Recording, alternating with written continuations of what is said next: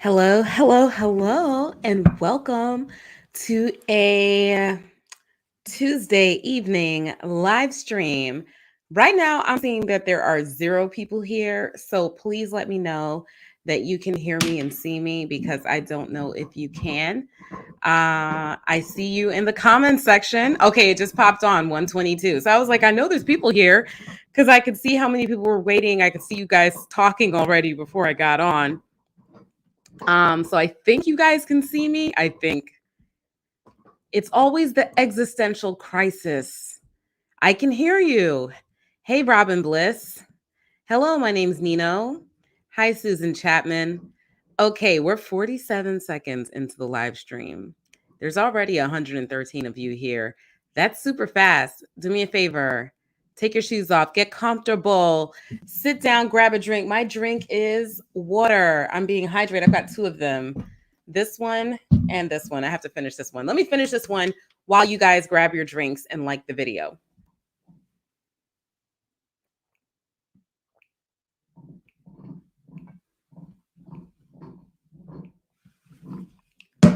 Done. Okay, so I don't know if any of you saw, but I was on Law and Crime earlier today, commenting on the state of Florida versus Jamel Demons, aka YNW Melly. I'm gonna do another recap of that case on Friday when we have the whole thing, unless there's a verdict before Friday, and I don't know, there could be, I don't know, but a lot has happened in today's trial. I'm just not going to break it down day by day because I don't want to just dedicate the entire channel to that trial. So hello. Hello everybody. I'm feeling pretty good today. I actually went to the gym, and I went to the gym on Sunday, and no, that's a lie. Did I go to the gym on Monday? I either went on Sunday or Monday. I can't remember. It was definitely Sunday. Yeah, I went on Sunday because I was like, I'm gonna go to the gym every day, and that did not happen. And that's not necessarily even like the goal. But I went to the gym on Sunday. I went to the gym today. I'm very, very proud of myself. So please congratulate me on that because I want to make sure that I take care of my health. Okay, I'm trying to make sure that I'm not up out of here super soon. I want to be a healthy person. So, I'm trying to do healthy things so that I can live. Yeah, guys. All right, we got 341. That's great. That is great. Hello to all 341 of you at 2 minutes and 53 seconds in here. All right, so what we do at the top of every live stream, or most live streams, unless I feel like it's not really appropriate given the subject matter, is an icebreaker. And today's icebreaker is an AITA. Am I the a-hole? We have appropriated that from Reddit, and usually I just go with the most recent one, unless it looks super dark. This most recent one does not look like it's super dark. Looks like it's going to be pretty interesting. I haven't read through the whole thing. I just read the title, so maybe I'm wrong. I don't know. But the way that we do it is I'm going to read it to you guys. I'm going to give you guys my opinion while I'm not reading your comments. Jazz is chewing on her bone. She's having a great time. Susie's in bed because we know she's elderly. She's like 90 years old in human years. Susie's the cat. Jazz is the dog. So I read through it, and then I give you guys my opinion without looking at your comments. You guys comment. I read your comments, and then I put a poll up. Then you answer the poll, and then we get into the actual content of the video. Okay, my friends? All right. Yes, Ingrid said I'm Swedish. We never wear our shoes inside. Listen, the Swedes and the Jamaicans might have something very, very in common because absolutely. Absolutely. I just feel like just try it. Okay. Try it at home. No judgment if you're not into it, because I know that some people they just like wearing their shoes, and I get that.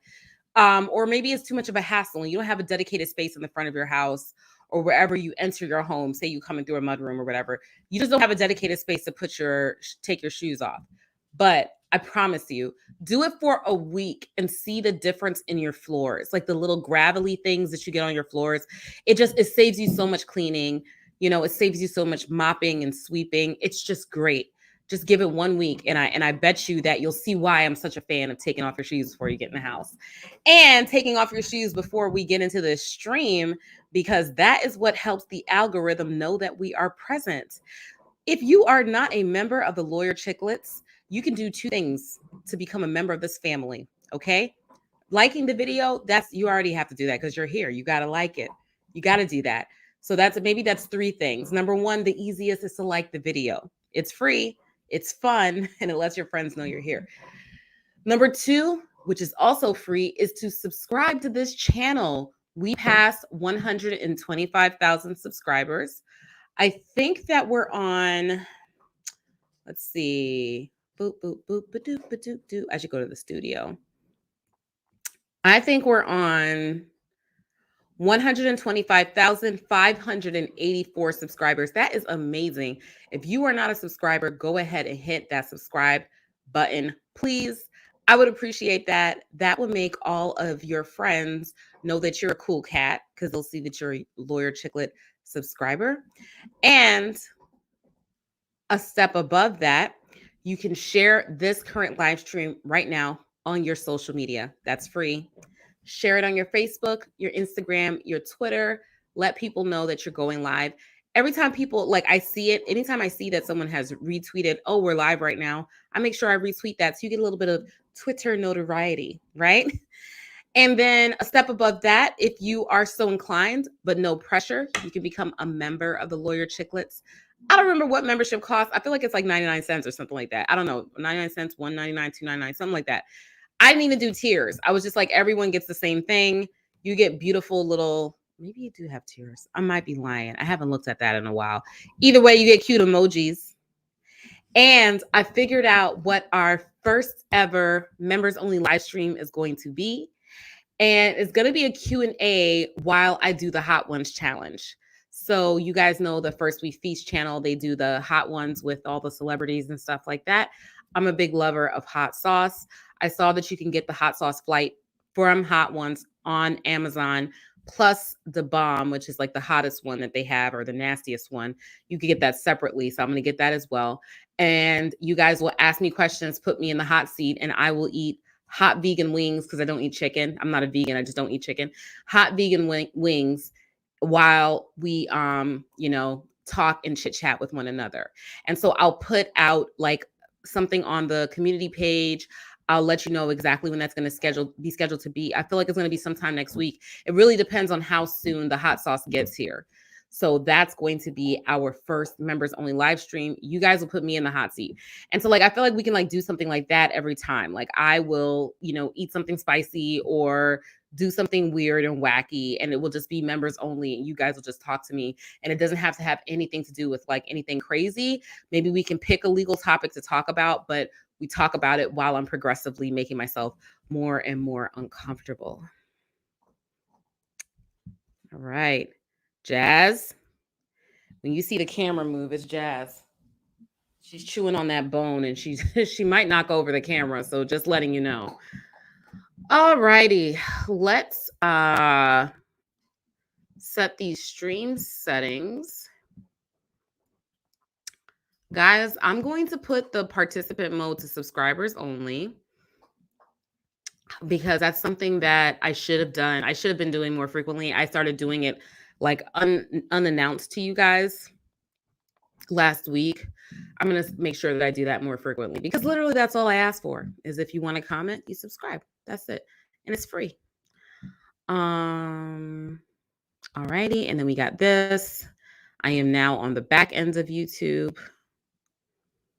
And I feel like, wait. Hold on. I feel like I saw my friend in here, and I haven't seen her here for a while. Hold on. No. Okay, so we're like friends. Okay, Jillian. Everybody knows Jillian. We are friends on Twitter. We follow each other, and I see her over there all the time. And I think she like will catch us on the replay, but I have not seen her in a live, and I thought I just saw her name.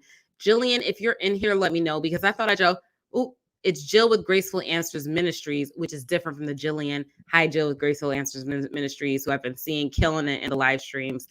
But Jillian, who's the attorney, That's my girl, and I've been missing seeing her. Okay, yeah. So you guys sounds like you guys sound like you're into that. That sounds fun. Okay. I'm still mad that they did that Hot Wings challenge without me, Ian, and Rob. I would have smoked them. I would have smoked them. Okay. Okay. I'm sharing with you guys now. Let me make it bigger. Let me enlarge this. I don't know why I started saying embiggen. That's not a real word. I just made that up, or I heard someone say it and it's funny to me, but I love saying to embiggen things instead of to enlarge them. I don't know why that's so funny to me because I'm a nerd. Okay, AITA for leaving my sister's wedding early because she kept my husband out of the pictures. My 31 male, so the writer is a 31-year-old male, sister Anne. Oh, I love when you know who never hides names? Siblings. Siblings always put their relatives' names that they're mad at. They always put that on Reddit.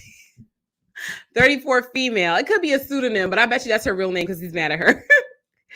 Got married on Saturday. So Anne, who's 34 and female, got married on Saturday. My husband of 7 years. My sister Anne got married on Saturday. My husband of 7 years, Mark, who's a 32-year-old male, was there with me. And up until one point, it was an amazing event. After the ceremony, Anne wanted a picture with all of our siblings. There's 5 of us and their respective partners. So we started lining up.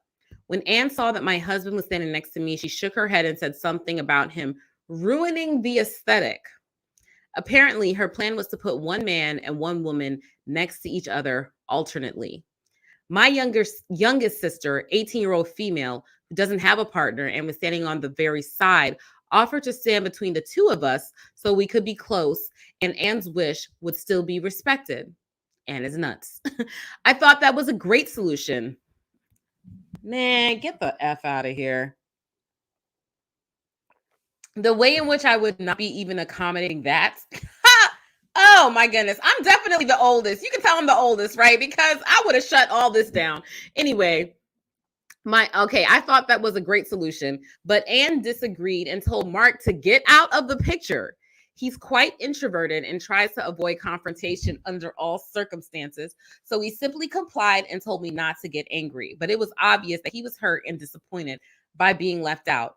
Obviously, it didn't stop me from getting angry, and I walked away with him. Yes, that's a good husband.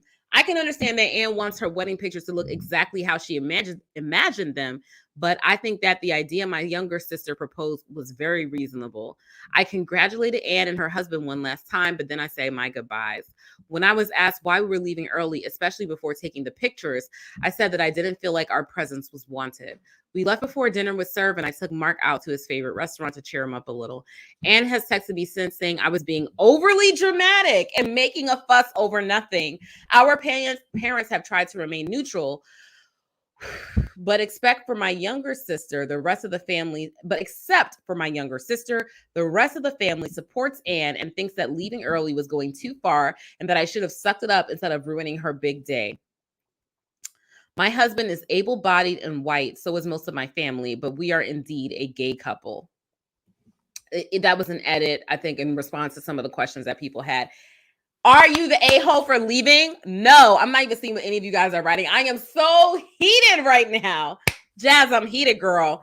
I am so heated right now. How dare you, Anne? How double dog dare you? How dare you disrespect your brother and your brother-in-law like that?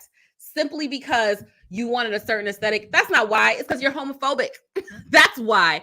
You're homophobic, and it sounds like his family is homophobic too. And they're just like one of those low-key homophobic type of families. Like, oh no, like you're accepted until it's time to side with the homophobe, and then you're doing too much. I mean, the fact that we even let him come to the wedding, that's enough, isn't it? She wants boy, girl, boy, girl. And that's what she should get. Absolutely not. Absolutely not.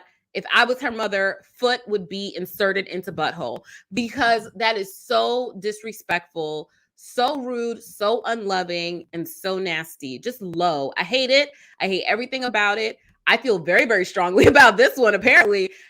They are the sister, and the family as a whole is just a big old slew of a-holes. That's how I see it. That's how I see it. Sorry if you don't agree. That's how I see it. You shouldn't have invited Mark in the first place if you weren't going to make him feel like an entire member of the family, like he's one of everybody else. Get out of here. Get out of here. Okay. And I think I especially take umbrage with this because my brother is gay and he has a partner, right? Like he has a fiance. And so he was at my wedding. Like my brother and his fiance were at my wedding. They were in my wedding photographs together. That's wild to me. That's wild. Like that's your family. That's your blood. Like how are you going to disrespect them over some ideology? Anyway, that's how I feel about it. Let me look at what you guys think. Maybe you're all like, shut up, Natalie. We don't agree. I am so mad. I hope this is not real, but like I said, it's willful suspension of disbelief. This got me heated. How dare you? Woo! I'm so mad. Hey, Frida, glad that you caught me live. Whoa, I'm so annoyed by this one. Oh my goodness, I just want to two-piece his sister. The way there would have been some hair pulling at that wedding. Anyway. And he's a good husband, in my opinion. Do I need to put a poll up about this? I don't know, but I will still. I will, because everyone's opinion should get. I'm not going to discount people that might think differently, and you might think differently for a reason that I haven't even thought of. To be fair, but before I put the poll up, let me see what your guys' opinions are. Is this person the a-hole? Is this person? I would have thumped her 2 times in her face if I was her mother. I'm sorry. And I don't believe in violence. I don't believe in violence. I'm a pacifist, but I'm getting mad. Woo! NTA. Woo! NTA. I'm looking at the comments. Blatant homophobia. Definitely not. Disgusting. To say it to his face. Like that ain't right. I don't care what day it is. Exactly. And you should have been, it's like a microaggression because what is one of the things you do at weddings but to take photographs, right? You take photographs at weddings. If he wasn't going to be included with the family, like all the other spouses and significant others, then you should not have invited him and your brother. You should have just grown a pair of balls and said, no, I don't agree with you being gay. I'm homophobic. And so you can't come to my wedding. And that would have been more honest, at least. You would have looked like more of a jerk, but at least you would have been honest. Good on him for sticking up for himself and his husband and leaving the wedding. Absolutely agree. If she didn't want to include him, they had every right to leave. Absolutely. Like, absolutely not. Yeah, I would be reconsidering my relationship with my sibling as someone with great siblings. Screw Anne. Screw Anne. Absolutely screw Anne. Naughty Aries says, I'll never understand people that put too much in how perfect their wedding day is versus how healthy their relationships are. Boom. Boom. Exactly, because it's one day. But these relationships, they're forever. That was enraging. It's 2023. Can we not? Can we not? And I'm sorry. Excuse me. I love a good aesthetic. There is nothing more aesthetically pleasing than a well put together gay couple. Okay? Because the gay guys know how to dress. There is somebody in that couple that knows how to dress. You mean to tell me they weren't looking good and they weren't going to look great in your pictures? You're lost. Whew, the wedding is a chance to get her way with homophobia. Exactly. Yes, definitely a homophobic move. Ruin the aesthetics. Give me a break. Sister and family should get screwed, honestly. We're all with you, Natalie, I think. Happy Pride, people. I applaud him for standing up for his hubby. Me too. Just like with the son and his girlfriend in one of the last AITAs that we did. And it was like, I didn't stand up for her. She felt bad.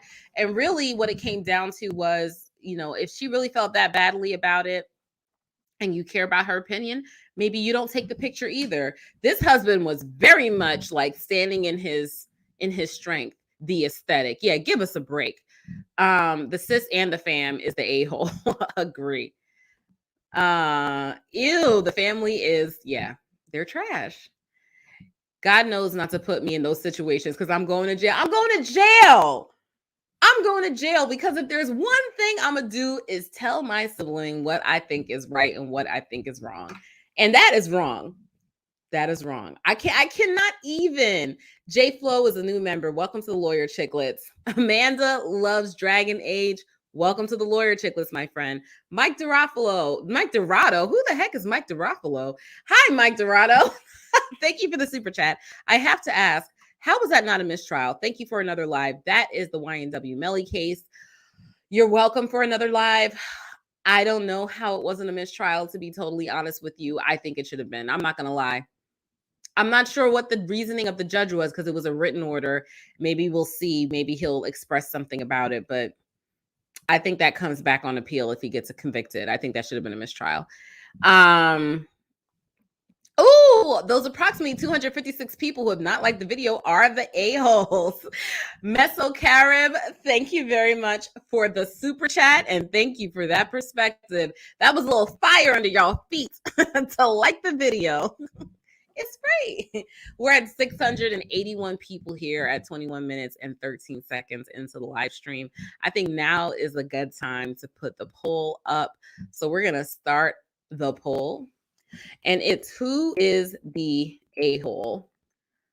The brother who left, the sister / bride, throw the whole family away. And that throw the whole family away, that excludes the brother. Ask your community. 693 concurrent views, 464 likes. We are doing great. We've got 2 new members. It's a great day. Okay. Throw the whole family away. Because I would not, as a parent, allow you to do that to your sibling and their in-law. That's like this whole time I've been hating on you and I've been waiting for a way to let you know that I disapprove of your relationship. That's what that's all about. Okay, we got a super sticker from Emily Atkinson. Thank you so much. Okay, the throw the whole family away does not include the brother. So here's what I want to show you guys while we're getting started. We've got 708 people here already. That's amazing. Okay, because it's only 22 minutes into the stream. That means we're really, really close to hitting 1,000. And 1,000 is the benchmark for each of these streams. I find statistically the streams do better on the replay when we surpass 1,000 during the live stream. So every time that happens, I'm just super grateful and appreciative. So let's try to get it there by liking the video. So I pulled up the charging documents for Kouri Richins for those of you who are not familiar with the case. And so that you know, we're going to be covering her bond hearing because she's currently in custody. And I'm not going to be able to cover the entire thing. It is over 3 hours long. That is a very long bond review. Most of my bond reviews are 15 to 20, 30 minutes tops. I think I've had one go for an hour in a really, really serious case, but rarely, just so rare for that to ever happen. I think that's only happened once for me in many years. But for the most part, a bond review is fast, right? Not this one. So we're not going to be able to cover the entire thing, but I do have basically like a highlight of the detective detailing, and then we'll go to what the judge actually orders. So let's look at this warrant application against Kouri Darden Richins, date of birth, April 20, 1990.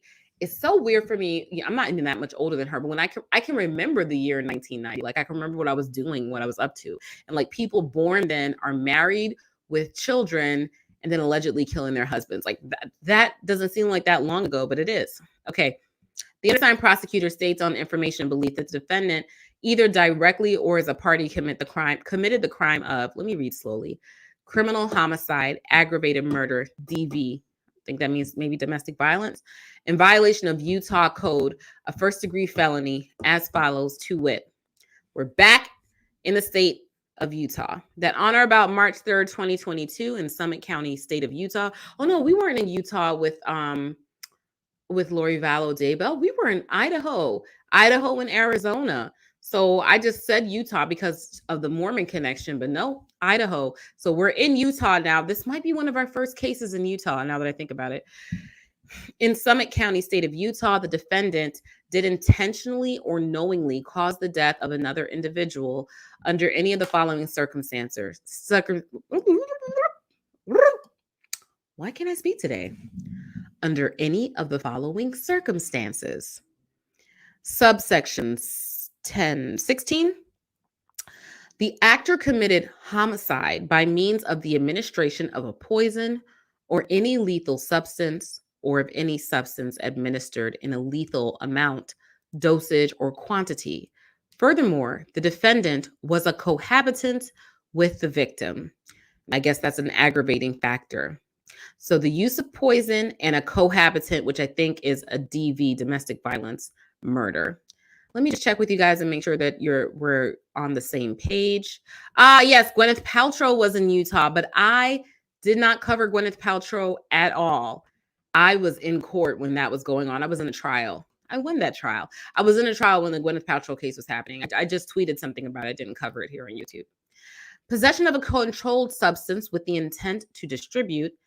That on or about January 2022, in Summit County, state of Utah, the defendant did knowingly and intentionally possess with the intent to distribute a controlled or counterfeit substance that was a classified in Schedule 1 or 2, a controlled substance analog, or gamma hydroxybutyric acid as listed in Schedule 3. Okay, you science people, did I say that right? I think I did.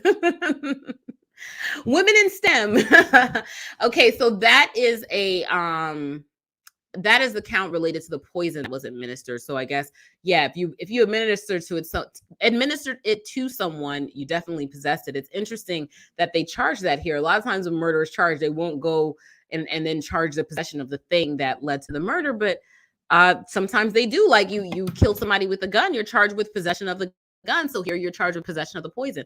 Very interesting. Very interesting. Possession with intent to distribute. How? So knowingly and intentionally possess the gamma hydroxybutyric acid with the intent to distribute a controlled or counterfeit substance. Distribute, I mean, she received it. Did she distribute it to somebody else? It's interesting. Distribute it to someone as in give it to them clandestinely. I wonder what distribution means in the state of Utah. That's interesting charge. Possession of a controlled substance with the intent to distribute. Okay. And this is the information that supports these charges. On March 4th, 2022, Summit County Sheriff's deputies and EMS staff responded to a residence located at 282 Willow Court in Summit County on the report of an unresponsive male. When they arrived, they found Eric Richins on the floor at the foot of his bed. Life-saving measures were attempted, but Eric was declared deceased. During interviews with the deceased wife, the defendant, Kouri Richins, stated that at around 2100 hours on March 3rd, 2022, she and Eric were celebrating the defendant's closing on a house for her business. Defendant stated that she made Eric a Moscow mule in the kitchen and brought it to their bedroom, where Eric consumed it while sitting in bed. The only people in the house were the defendant, Eric, and their children. So they're talking about means and opportunity here. She had the ability to do it because she was the only one with him. The means, we're going to hear about the poison. Defendant stated she went to bed and shortly after went to sleep with one of the children in the child's bedroom because that child was having a night terror. Defendant said she awoke around 0300 hours, 3 o'clock in the morning, and came back to her and Eric's bedroom. She felt Eric and he was cold to the touch. That is when the defendant called 911. Defendant told law enforcement that when she left her room to go to her child's room, she left her phone plugged in next to her bed and did not take it to her child's room. However, between when the defendant said she went to the child's room and when she called 911, the status on her phone shows that it was locked and unlocked multiple times, and there was also movement recorded on the phone. Just like with Murdoch, his phone had him moving all around when he was home, and they're thinking that's him cleaning up the crime scene. In addition, tolls on defendant's phone shows that messages were sent and received during that time. These messages were deleted. Ooh. Following an autopsy and pursuant to toxicology findings from the autopsy, it was determined that Eric died from an overdose of fentanyl. The medical examiner, OME, indicated the level of fentanyl in Eric's system was approximately 5 times the lethal dosage. Good Lord. The OME stated the fentanyl in Eric's system was illicit fentanyl and not medical grade fentanyl. I don't know if some of you guys know that fentanyl is a medication, right? Like you can get like fentanyl patches, fentanyl lollipops. It's a pain medication that gets prescribed. It is also the opinion of the OME after evaluating Eric's gastric fluid contents that the fentanyl in Eric's body was ingested orally. After receiving the information regarding the toxicology, a search warrant was obtained for Eric and the defendant's residence. During the service of that search warrant, the defendant's phone and several computers were seized as evidence. Warrants were obtained for all the electronic devices, and the information from those devices was downloaded.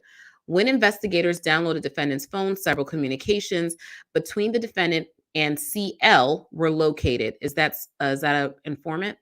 CL was identified as an acquaintance of the defendant. A police record check of CL revealed multiple counts of possession of a controlled substance with the intent to distribute, possession of a controlled substance, and possession of drug paraphernalia. On May 2nd, 2023, Summit County detectives interviewed CL. CL told detectives that sometime between December 2021 and February 2022, the defendant contacted CL via text message and asked if CL could get defendant some prescription pain medication for an investor who had a back injury. Within a few days, CL produced hydrocodone pills from a dealer. Defendant told CL to leave the pills at a house defendant was flipping in Midway. CL left the pills at the house and defendant left cash for CL. It has been determined that this house was owned by defendant in December 2021 and January 2022. About 2 weeks later, the defendant contacted CL again and said that her investor wanted something stronger and asked for some of the Michael Jackson stuff. That's propofol. That's not a painkiller. That's going to put you to sleep. The defendant asked specifically for fentanyl, which is not propofol. CL contacted a dealer in Ogden on February 11, 2022, and procured 15 to 30 fentanyl pills from the dealer. Defendant came to CL's home in Heber, and CL delivered the pills to the defendant. CL received $900 for those pills. 3 days later, on February 14, 2022, Eric and the defendant had a Valentine's Day dinner at their Kama's home. Shortly after the dinner, Eric became very ill. Eric believed that he had been poisoned. He told a friend that he thought his wife was trying to poison him. Good Lord. About 2 weeks later, the defendant contacted CL again, asking for another $900 of fentanyl pills. CL contacted the Ogden dealer again on February 26, 2022, and procured the pills. The defendant told CL to leave the pills at the outdoor fire pit of the Midway house where there was cash waiting for her. Oh, so CL's a woman. 6 days later, on March 4th, 2022, Eric was found dead of a fentanyl overdose. This information is based on evidence obtained for the following witnesses: Justin Hemingway, deputy. Anyway, that's the charges. Okay, those are the charges. Interestingly, she went on to publish a book called Are You With Me? That was a children's book to help her own children deal with the grief of losing a parent. And so they're saying that she killed her husband and then wrote a children's book to deal with the grief of a dead parent for her own children when she's the one that allegedly killed their father. She is presumed to be innocent. So I want to make that extremely, extremely clear. She is presumed to be innocent. It is the state's burden to prove this case beyond a reasonable doubt. She has just recently been charged. She also apparently one of the motives was the insurance money. And his sister is the one, just like with the Daybell case, who ended up getting the insurance money. He secretly signed over the insurance to her, and I think the interest in the house and things like that to the sister. And now Kouri, is suing the sister because she's saying basically that the husband defrauded her by putting everything in the sister's name while they were still married. It's a mess. It's a hot mess. And so now she is facing these charges. Let me check in with you guys in the poll. You guys think 63%. The whole family, excluding the brother, is the a-hole. 35% think the sister/bride is the a-hole. And 2% of you say that the brother who left is the a-hole. And I feel like that's just you fun people who are oppositional defiant. So, and I say that with love. Some people are like, I'm not going along with the crowd. I'm gonna do my own thing. So Kouri Richins is now going to be placed on trial. She is held in custody, and there is a bond hearing for her alleged murder of her husband by way of poisoning. It's interesting that her husband thought that she had poisoned him previously and still drank a drink from her, allegedly. Like that, like if I suspect somebody's poisoned me, I'm not eating or drinking anything that you have to give to me. But who knows? I don't know. All right. So this is the testimony of the detective in the case about the investigation, how it is that they believe that Good morning. Miss Richins committed this crime. His name is Detective J. O'Driscoll. That's a nice old school cop name, O'Driscoll. Sounds like something from a movie. Detective O'Driscoll, can you please introduce yourself to the court and explain your relation to this case? For some reason, I don't know about you guys, the audio is only coming through one ear. So let me try and... I was Detective O'Driscoll. I've been with the Summit County Sheriff's Office for 7 years. I'm assigned to the Investigations Division. I was assigned to be the lead detective in this case in April of this year. This case is an active case and the investigation's ongoing. This is the bail hearing. Detective, what was the Sheriff's Office first involvement in this case? On March 4th, 2022 at 3:22 hours, Summit County Dispatch received a 911 call regarding an unresponsive male in the Francis area. Have you listened to that 911 call? Yes. Who placed that call? The defendant, Kouri Richins. In addition to saying that someone was unresponsive, did Ms. Richins, the defendant, identify who was unresponsive and anything else about that person's condition? Yes, she stated that it was her husband, Eric Richins, that was unresponsive, that he was cold to the touch and not breathing. Did EMS and police respond to that address? Yes. Is that the family home? Yes. Was a portion of the police and EMS response captured on police body camera video? Yes, it was. Have you reviewed that video? Yes, I have. On that video, what time does EMS pronounce Eric Richins dead? 03:58 hours on March 4th. What, if anything else, does EMS say about how long he had been dead? One of the EMS personnel made the comment that he had been dead a while. Did the state medical examiner's office conduct an autopsy of Mr. Richins? Yes, they did. Have you reviewed the medical examiner's autopsy report? Yes. And the toxicology report that's part of that? Yes. What did the medical examiner identify as the cause of death? Drug intoxication with a specific drug being fentanyl.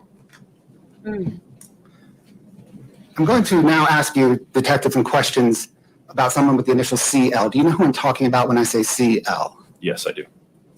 Who is CL in relation to the defendant? CL is an associate of the defendant. She cleaned houses for the defendant's business as well as her personal home at times. Does CL have a criminal drug history? Yes. Is she under supervision in a different county, a county other than Summit County? Yes, she is. And is that in relation to certain drug charges? Yes.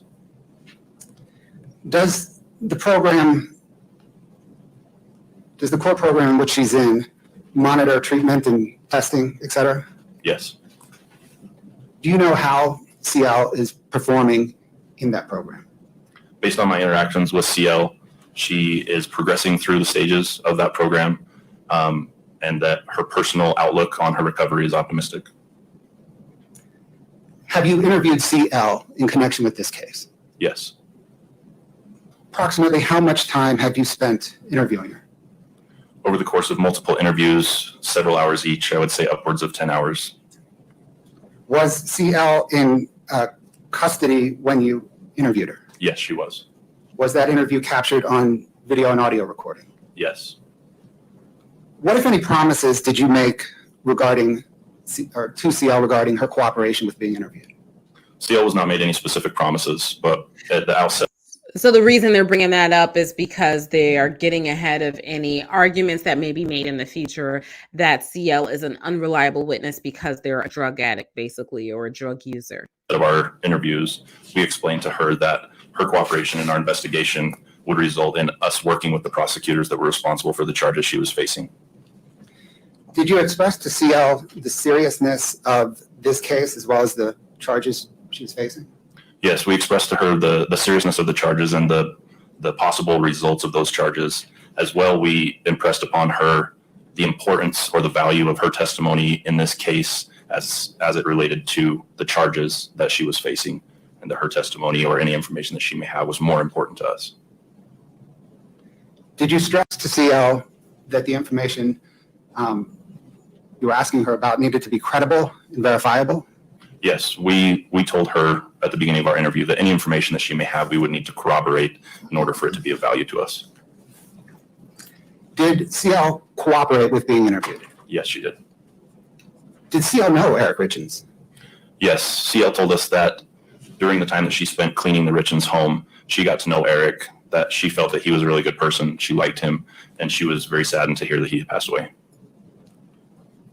Did there come a time when investigators executed a search warrant on CL's home? Yes. In executing that warrant, did you make any observations consistent with CL's testimony that she felt bad about Eric Richins' death? Yes. Inside the home, we identified a bedroom that belonged to CL. In the bedroom, there was a mirror above a desk. On the mirror were taped or affixed several inspirational quotes that seemed to relate to her recovery and her drug court program. Amongst all those inspirational quotes was a newspaper clipping of Eric Richins' obituary. They are eliminating her as an alternative suspect or as at least a co-conspirator. Why are they not charging CL? Because they don't think that CL actually knew that the drugs were going to be used for poisoning, and that CL felt really, really bad about his death, and she liked him, and she had no ill will towards him and no motive to want to help Kouri in poisoning him. I think that's where they're going with it. Did you get the impression that part of the reason CL cooperated is because she felt bad for Eric Richins? Yes, in fact, she said so many times in our interviews. Detective, I want to turn now to what, if anything, CL told you about the defendant requesting that CL purchase fentanyl for the defendant. What did CL tell you? In our interviews, CL told us that in early 2022, the defendant reached out to her either by phone call or text message requesting that she procure fentanyl for what the defendant reported was an investor who had a back injury. And upon the defendant asking CL to get fentanyl, what did CL do? CL told us that she reached out to an acquaintance of hers, acquaintance one, and requested that she introduce her to somebody that could sell her fentanyl. Did acquaintance one introduce CL to someone that could sell CL fentanyl? Yes, CL said that acquaintance one provided her with a phone number of another acquaintance, acquaintance two, who was someone that she knew could sell CL fentanyl. And did CL say that she ultimately contacted acquaintance two? Yes, she did. What, if anything, did CL say about purchasing fentanyl from acquaintance two? CL told us that she contacted acquaintance two after receiving his phone number and asked to arrange to meet to purchase some fentanyl from him. She stated that sometime in February, she believed she met up with acquaintance two at a Maverick gas station in Draper and purchased from him 15 to 30 round green-blue pills, which she understood to be fentanyl. Using phone records through the course of your interview with CL, were you ultimately able to narrow down on what that date was in February that CL purchased fentanyl from acquaintance two at the Maverick in Draper? Yes, based on forensic evidence, we were able to determine that that date was February 11th, 2022. What, if anything, did CL say about what she did with the fentanyl pills that she purchased from acquaintance two? CL told us that after purchasing the pills from acquaintance two, she returned home to her house in Heber. She said that either later that night or the next day, the defendant met her in the driveway of that home and did a hand-to-hand exchange of pills for cash.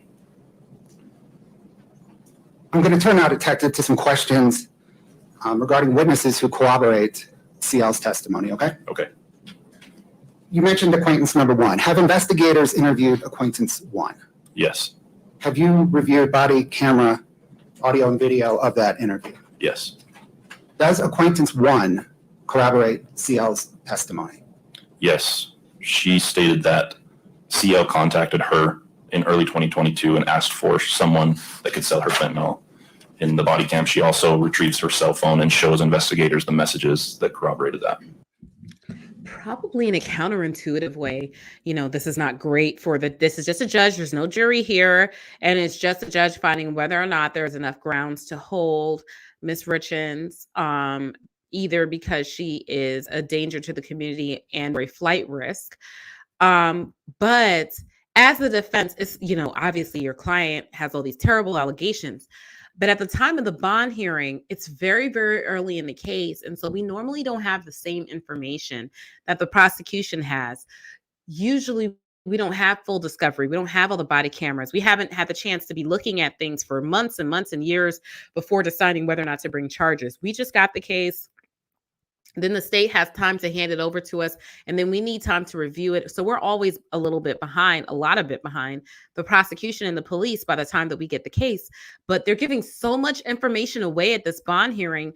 I know that her attorneys are just really probably happy that they're able to get all this information so that they can get ahead on their own investigation, their own research, their own trial strategy, because they're finding out so much. You're not going to hear any objections really that many to the form of the questions or asked and answered relevance, anything like that, because a bond review hearing is really a probable cause determination, and it's very, very low. And so the rules of evidence are extremely relaxed, and just about anything can be considered by the court.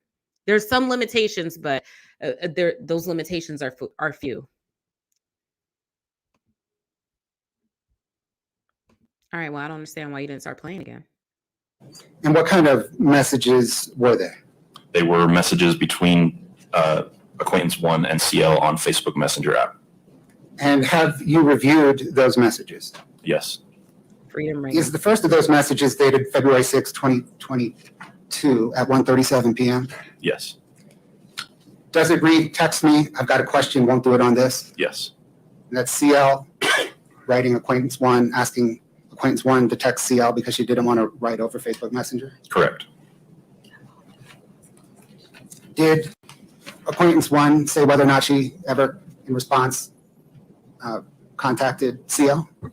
Yes, she said that she then either texted or called her subsequent to her request. You testified that acquaintance two sold fentanyl pills to CL at the Maverick and Draper. Have investigators interviewed acquaintance two? Yes. Have you reviewed body camera, audio, and video? You're getting that discovery. Yes, I have. Is acquaintance two able to corroborate CL's testimony? Yes, acquaintance two was able to recall that he sold fentanyl pills to a friend of acquaintance one's in early 2022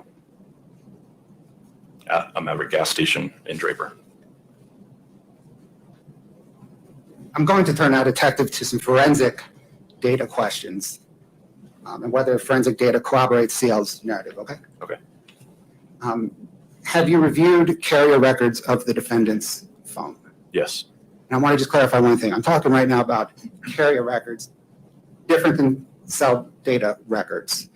We'll have an expert testify about cell data records in a moment. I'm just going to ask you about the carrier records, okay? Okay. What, if anything, do the carrier records for the defendant's phone, or what, if anything, in the carrier records for a defendant's phone corroborate CL's testimony? The cell records from the defendant's phone show several phone calls back and forth between her and CL in early 2022. Do they show any text messages back and forth between the defendant and CL? Yes, several. Have you reviewed those text messages? We were only able to see the timestamps and who the sender and receiver was. We're not able to see the content of those messages because they appear to be deleted from both the defendant's phone and CL's phone. Have you reviewed the call history and carrier records of CL's phone? Yes. Does CL's carrier records and call history corroborate CL's testimony? Yes. Hey, Dealey. is there a particular set of calls on February 11th, 2022 between 5:19 p.m. and 6:52 p.m. in CL's phone history? Yes. Did you question CL regarding those calls? Yes. She said those calls were to. I'm going to put up a poll. I already went through with you guys the warrant application and why it is that they're saying the things that they're saying, why she's charged with what she's charged with. Do you think that now is a good time to skip to this whole part of the detective is an hour long, to skip to the sister's testimony? Should we skip to the sister's testimony? I'm going to let this play while that poll is going up. Let me know what you guys think. Acquaintance to, and that they were to arrange the specific date and time to pick up fentanyl in Draper. Turning now from CL's purchasing fentanyl for the defendant to the defendant's purported timeline on the night of Eric Richins. Stated that she turned the light on, saw that he wasn't breathing and that he didn't look normal, and that she then called 911. Did the defendant say whether anyone else was in their home other than the defendant, her husband Eric Richins, and their 3 young children? No, she stated no one else was in the home.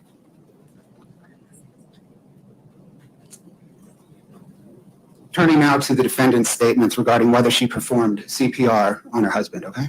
Okay. Did the defendant tell investigators when they arrived at her home shortly after she called 911 whether or not she performed CPR on Eric Richins? Yes, she reported that she did. I'm going to refer to someone now as defendant's best friend. Do you know who I'm talking about? Yes. What, if anything, did the defendant tell her best friend regarding whether she performed CPR on Eric Richins? Investigators found text messages between the defendant and her best friend that was her explanation to her friend that she conducted CPR on Eric prior to EMS arrival. Mm-hmm. And do those text messages read, "I pumped so damn hard, so hard, screaming at him to come back to life"? Yes.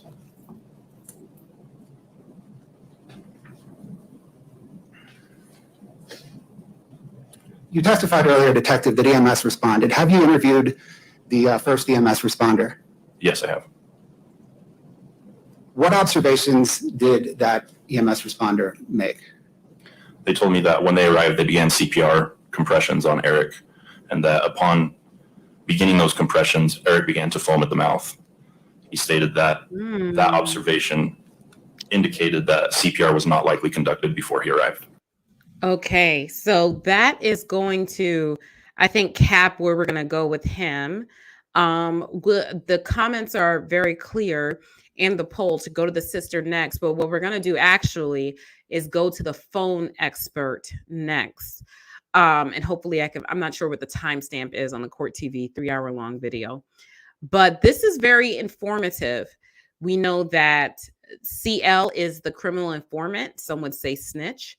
The CL says that Kouri asked her to procure drugs, and she did, and that Kouri was alone with Eric and the children, that Kouri told 911 that she performed CPR, but that when the EMS got there, they performed CPR and there was foam coming out of Eric's mouth. And according to their expertise, there would not have been foam coming out of his mouth if she had been performing CPR. Very, very fascinating stuff that we've already gotten just a few minutes into the detective's testimony, but we know broad strokes what the allegations are because we've already gone through the charging document. Let's now go to the text message person. Oh, Killy. Is it this gentleman here? I'm not sure. So let's see. You guys can tell me. I'm going to look at your comments. And it was 89% of you guys who said to skip. So we did skip, but the place that we're skipping to is not the sister first. It's going to be the cell phone expert. And, you know, like I said, the cell phones don't lie. 77% of you guys said to skip. 22% of you said not to. And let's see, we've got gifted membership. So let's see who that is. 5 gifted memberships from Casey. Thank you so much. It looks like we also have 3 new members on top of the gifted memberships, 10 from Meso Carib. Thank you very much, Meso Carib, for the 10 Natalie Lawyer Chick memberships. And I'll go through everything at the end, but I just wanted to make sure that I acknowledged all of you wonderful people who are so kind. We have 960 people viewing the live stream right now, and we have 658 likes. So if you could be so lovely as to get comfortable, take your shoes off, and like the video. And I think that we're in the right place, so let's get going here. And let me put the playback speed on. It's on 1.25, okay? Is this the right person? You guys tell me, is this the right person?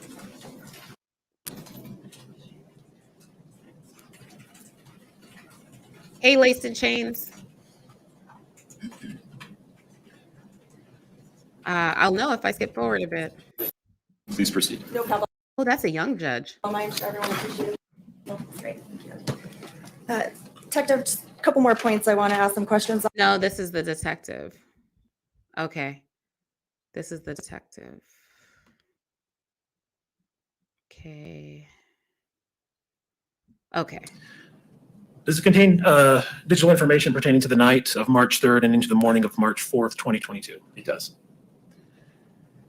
What does show?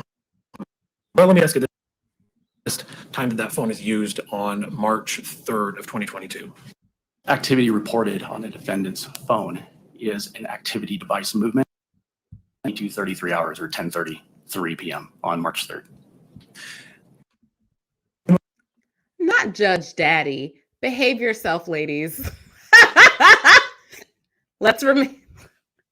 You guys are hilarious. Behave yourselves. Down. What was the next time that phone was used? The phone was inactive and then ultimately unlocked at 3:07 a.m. on March 4th, 2022. Was there anything that happened between those two timeframes? On that device? On that device? No. Does the extraction of that phone indicate it moved in that time frame? It does. And how are you able to tell that? Through the download. In this case, we use Cellbrite for the download. In the download, it gives an activity, like a connected device activity movement. Usually that's an indicator of another connected device, such as a tablet or watch or something of that nature. Those two devices will communicate with each other and report potential movement of the phone through that application. Was there anything significant that occurred at 3:22 hours on March 4th? At 3:22, yes, a 911 call was made. So between the time that the phone is used at 3:07 that morning and 3:22, is there any activity that can be seen from the download? There is. What is that? At 3:07, the device is unlocked. At 3:08 a.m., the device reports some type of movement, either the device itself or a connected device is moving. At 3:12, the phone was unlocked. At 3:16, the phone was unlocked again. At 3:19, the phone was unlocked again, potentially twice. There was movement again at 3:21, and then at 3:22, the 911. So roughly a time frame of 15 minutes between the first used and. Is this the court feed or me? Let me know, because I can try to do it on another computer. Is this me or the court feed? And the time that a 911 call is placed. Correct. Now, the attached device that's recording movement, could that be an Apple Watch? It could be. Do you have any way of telling from the extraction you examined what that device was that was recording that movement? So far in the extraction, I have not been able to. I may at some point, but at this point, no. He probably will. And as far as the movement, what kind of movement is this? Is it significant? It is significant, I think, for occurring in a home. And can you explain what that movement was? Correct. So at 3:08, there's movement on the phone, or on a device is connected to that phone is moving, and it moves. I don't remember the exact amount of time, but I believe it's several feet. I do know that at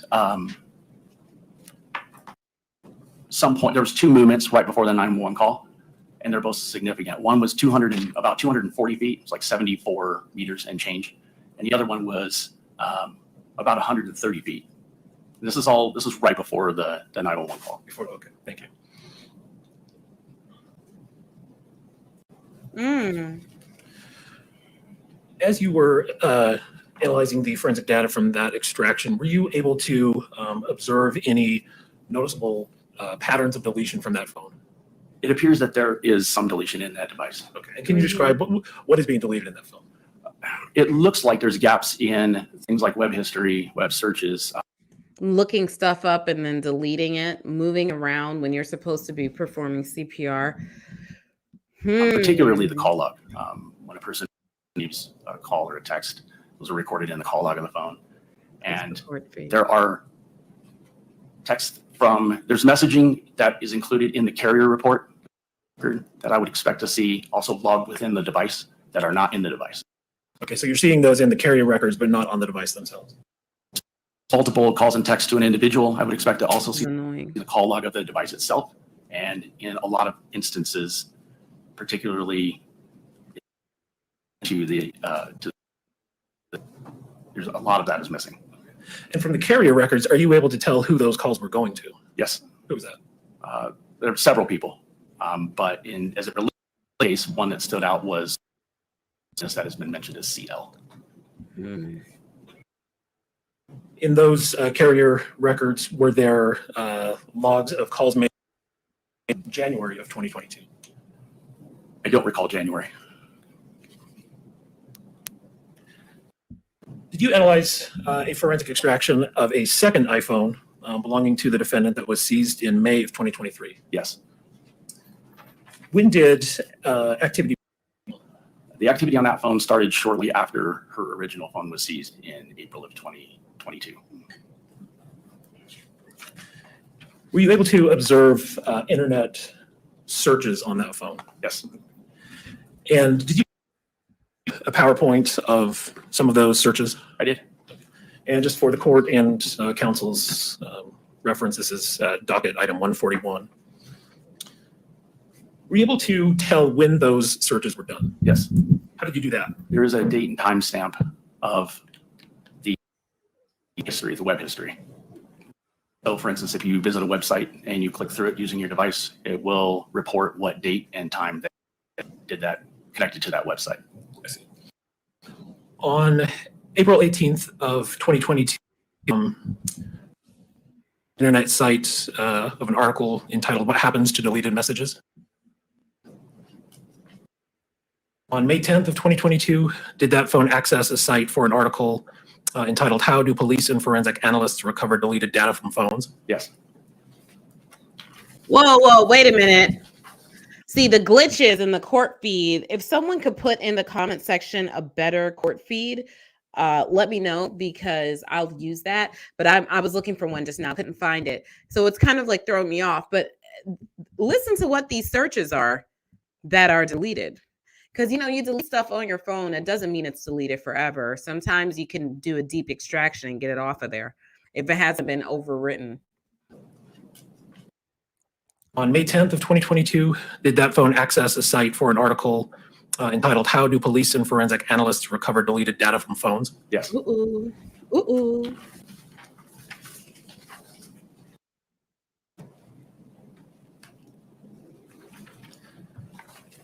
Did that phone was a query placed in that phone, quote, "Can cops, period, uncover deleted, period, messages, iPhone," close quote? Yes.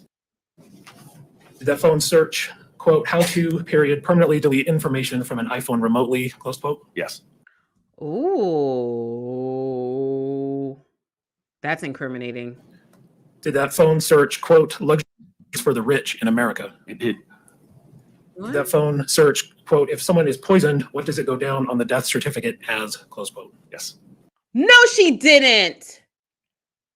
She's audacious. If that's in fact true, presumed innocent, that is some audacity. And then to turn around and make a grief book.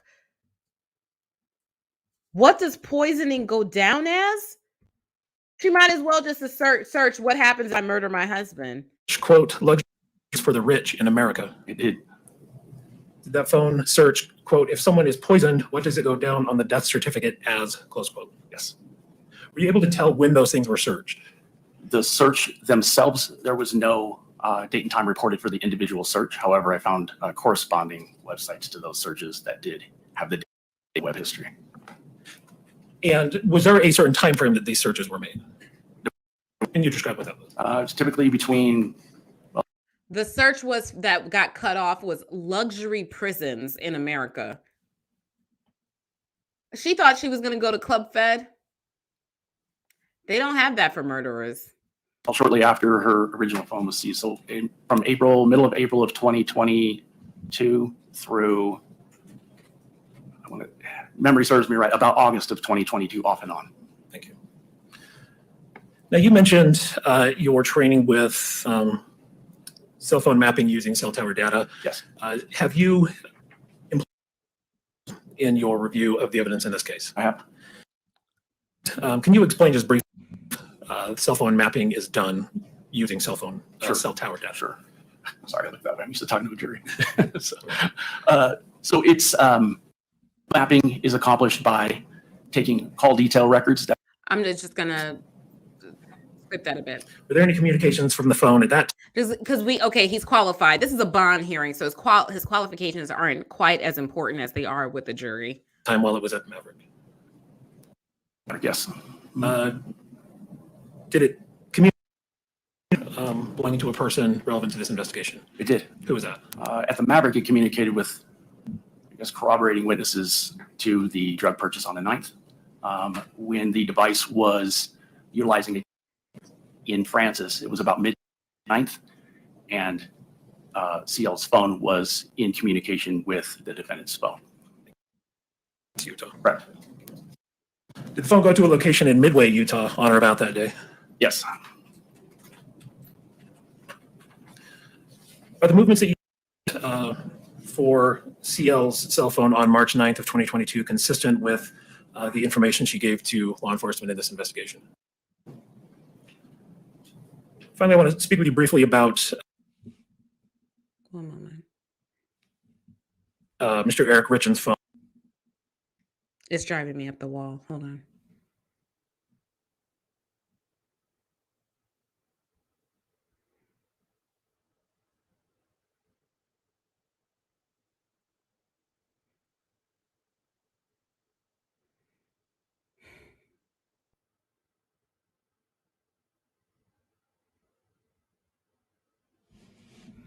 I'm trying to find another stream.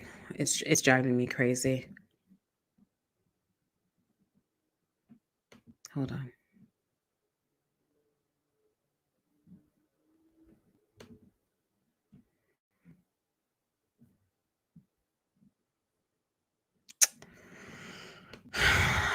The live feed from the local news affiliate does not seem to be up anymore.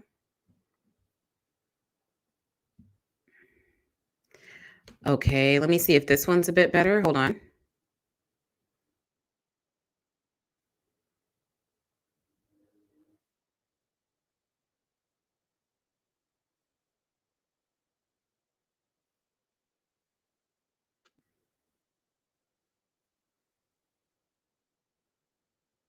One call, and they're both significant. One was about 240 feet. It's like 74 meters and change. And the other one was about 100 time that you did that connected to that website. I see.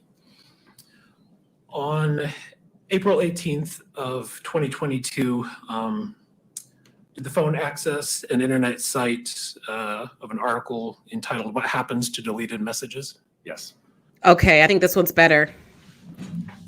On May 10th of 2022, did that phone access a site for an article entitled "How Do Police and Forensic Analysts Recover Deleted Data from Phones"? Yes.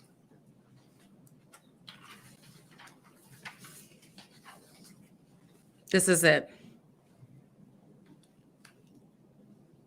We had to go, but I was missing stuff because I couldn't hear what they were Did that saying. phone was a query placed in that phone, quote, "Can cops, period, uncover deleted, period, messages, iPhone," close quote? Yes. And to answer your question, Kouri, yes, they can. Oh my goodness. Did that phone search, quote, "How to, period, permanently delete information from an iPhone remotely," close quote? Yes. Did that phone search, quote, luxury prisons for the rich in America? It did. Did that phone search, quote, In case you didn't believe me, luxury prisons for the rich in America. Absolutely ridiculous. Absolutely ridiculous. This poor man, it is offensive to get killed by somebody who's stupid.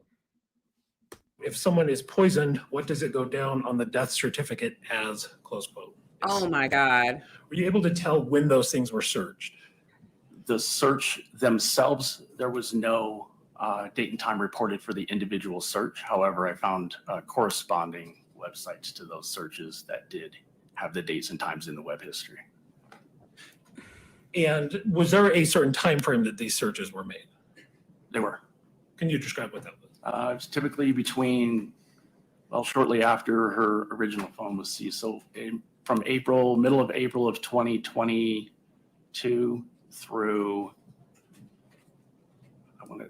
memory serves me right, about August of 2022 off and on.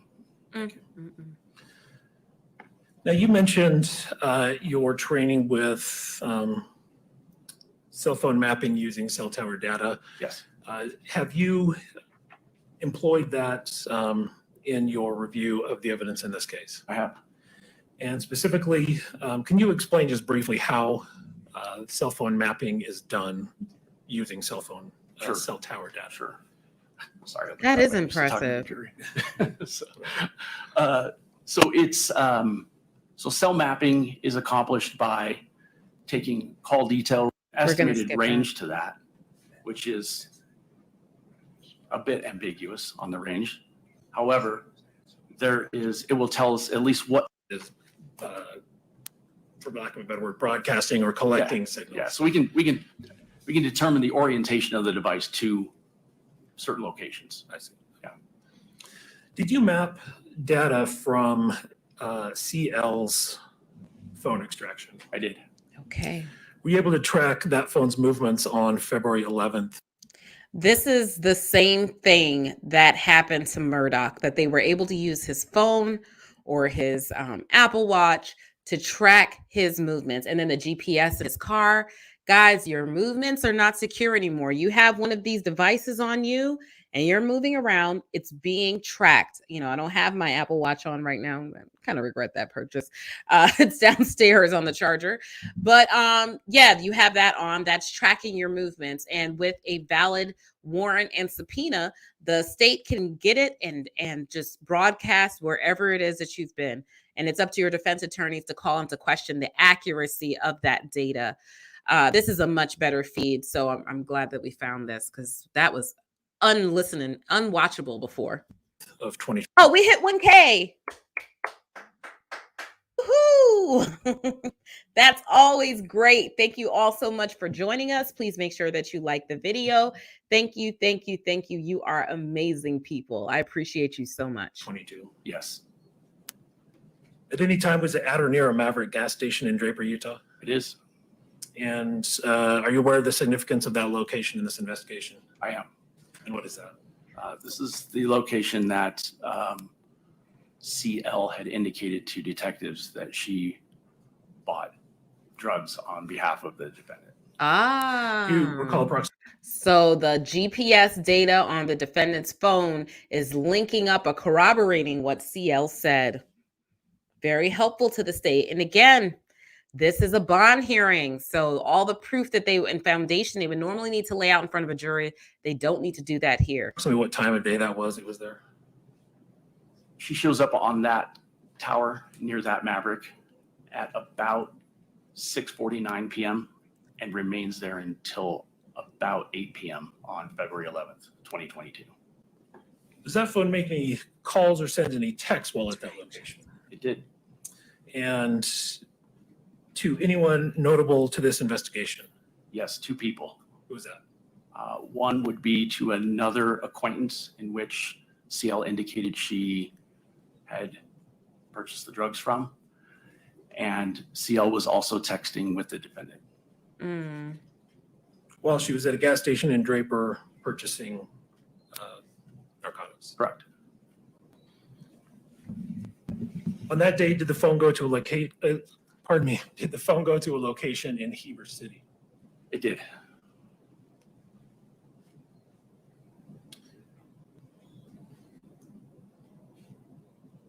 Was the mapping that you did of CL's phone consistent with the account that CL gave to law enforcement regarding that first drug purchase? Yes. Were you able to track CL's phone movements on March 9th of 2022? Yes, Was the phone ever in Francis, Utah on that day? it was. Was it ever at or near the same Maverick in Draper, Utah? It was. Were there any communications from the phone at that time while it was at the Maverick? Yes, at the Maverick, yes. Did it communicate with any phone belonging to a person relevant to this investigation? It did. Who was that? At the Maverick, it communicated with, I guess, corroborating witnesses to the drug purchase on the 9th. When the device was utilizing a tower in Francis, it was about midday on March 9th. These are the facts. And CL's phone was in communication with the defendant's phone. While she was in Francis, Utah. Correct. Did the phone go to a location in Midway, Utah on or about that day? Yes. Killers, leave your phones at home. Okay? Leave your phones at home if you're going to be out here committing crimes. Matter of fact, let me shut up. But no, seriously, the phone is tracking everything that CL says happened when it comes to the drug purchase, when it comes to Kouri's movements within and around the house, all of those things corroborating the state's version of events. They don't need to go through these links for a bond hearing. They don't. I don't know why this is their strategy, but maybe it's you better hurry up and plead guilty because we have the goods on you. I don't know. This is very unique to me. Oops, sorry. This is very unique to me. Are the movements that you tracked for CL's cell phone on March 9th of 2022 consistent with the information she gave to law enforcement in this investigation? Yes. Oops. Finally, I want to speak with you briefly about Mr. Eric Richins' phone. Did you analyze a forensic extraction of his phone? I did. When was the last use recorded from Eric's phone? From memory, I believe it was about 9:58 p.m. on March 3rd, 2022. And are the times that are on the extraction from that are populated in the Celebrite download, are those, what time zone are those given in? Typically, the extraction is provided in UTC 0. Okay. Yes. And so can you just briefly explain what UTC 0 is? Right. So UTC 0 is Greenwich Mean Time. It's an effort by people that utilize data and do data investigations to try and keep everybody on the same time zone. Utah is in UTC -7 during standard daylight time, and we are in -6 in daylight savings time. So from November, in this case, from November of 2022 to about March 13th, November of 2021 to March, I believe it was March 13th, 2022. Local time in Utah was UTC -7. Okay. So if those times are given on that download as UTC -5, that would be Eastern Standard Time? Correct. It would be 2 hours ahead of local Utah time. So to adjust for Mountain Standard Time, you would have to go back 2 hours. You'd have to subtract 2 hours. Okay. And that's what gave you, can you repeat that the last time that Eric's phone was used on March 3rd? I believe it was 9:58 p.m. on March 3rd. Okay, thank you. I just have one moment, Judge.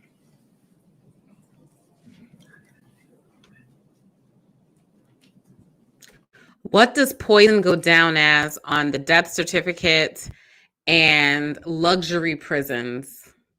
I searched luxury resorts. Luxury prisons? Girl, you're in trouble. Thank you, Mr. Kotrodemus. Those are all of my questions at this time. Oh, what's the defense going to ask? I'm fascinated. There are essentially two explanations for why things might be missing. One in a download. One is that it's not captured in the download, correct? Correct. Okay. And that can happen. It can. And then the other is whether or not it's been deleted. Correct. Guys, I cannot listen to the In this forensic case, examiner. It's late. all you can say definitively is that it's missing, correct? Correct.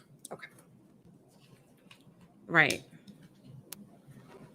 Now, with regard to movement, that could be any device that is essentially attached to the phone through an app, correct? It could be, yes.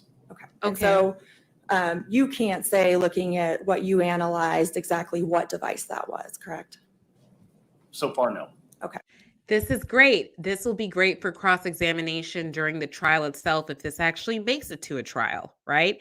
This will be great for that because if he deviates any from those answers, they can use that to try and say, look, there's some doubt as to what this data actually means. And you can't tell where that device So much was information. in terms of location, correct? Wow. Correct. So it's possible that that could have been a device attached to it from some other location, but the phone's recording it, correct? It would be unlikely. But it's possible if it's connected to an app. It depends on the range. Okay. So it would be impossible outside a certain range.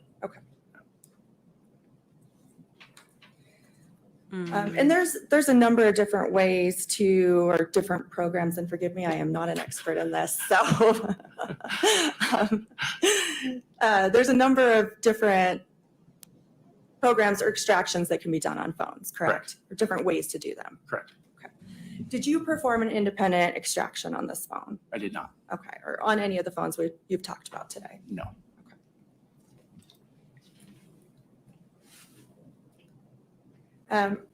Did you analyze any data prior to January of 2022 on either CL's phone or either phone, or I guess the first phone belonging to Ms. Richins? I don't believe I did. Okay, were you asked to only look at a particular date range? Not necessarily, no. Were you given the date range of interest? Yeah. And so you didn't cross-reference any communication or the frequency of communication between CL and Kouri prior to January of 2022, correct? Correct. So it could be that they communicated all the time and you wouldn't have known. Yes. Okay, that's a good question. That's a good, the question I always get, and I saw the question in this stream, how would you defend Kouri Richins? How would you defend any defendant? What she's doing is right here, because it's not going to really matter for the bond hearing. It's not. But what it is going to matter for is later on, you have sworn under oath testimony subject to cross-examination, and you can bring these things up. And if he doesn't want to agree again, you can use his prior statement. And that's kind of helpful to say, well, you don't know what type of communications they were having previously. Maybe they sold drugs to each other in the past and no one died, right? Like maybe that's just a thing that they did. And it's just a coincidence that then the husband dies from a fentanyl overdose.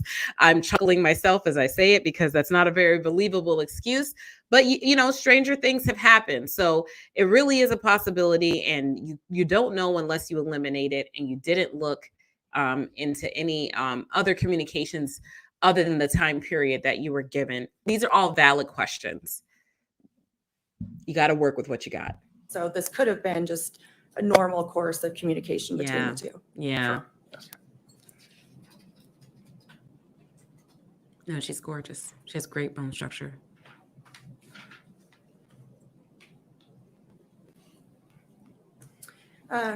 Were you made aware of when the search warrant was, or when the first phone was seized? Yes. And were you given a copy of the search warrant? No. Were you made aware that I'll the answer that. search Thank warrant you. included evidence of homicide that they were looking at? No.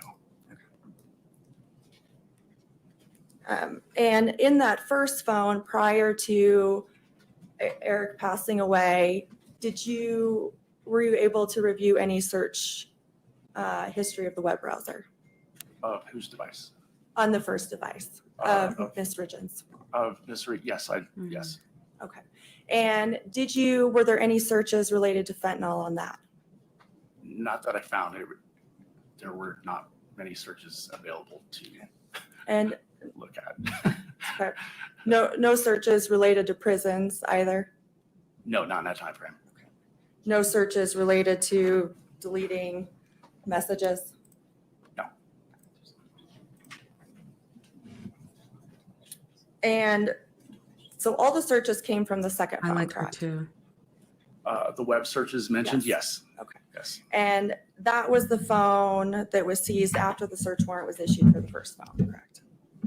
That was, yes. Because that's the So phone that she was- got as a replacement, right? Yes, Okay. correct. I just want to return to this mapping, or move to this mapping that you discussed.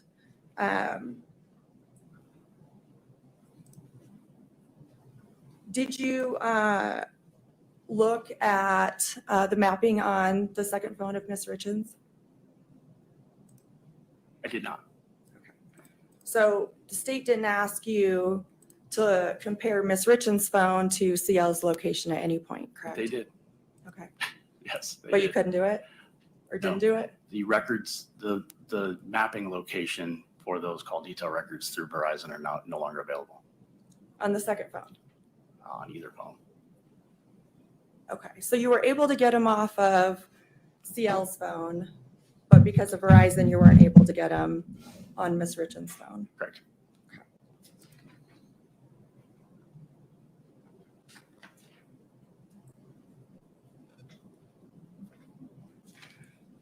And on that March 9th date,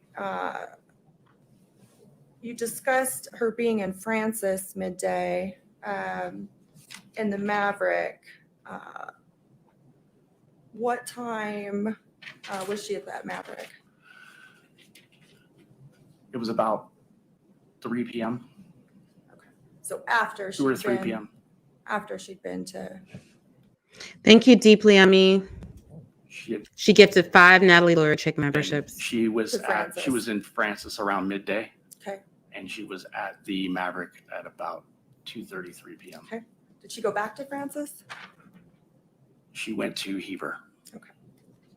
And she lives in Heber. Okay.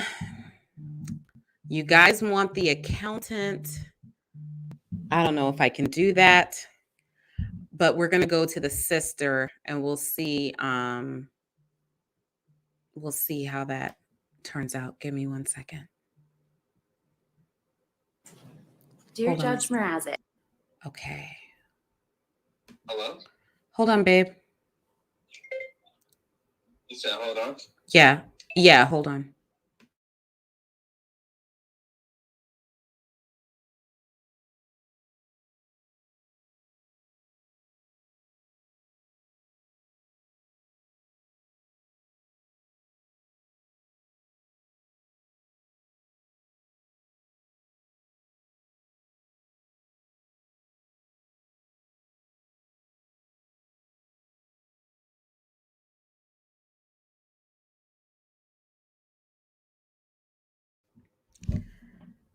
Okay, so I feel like the sister should be the finale.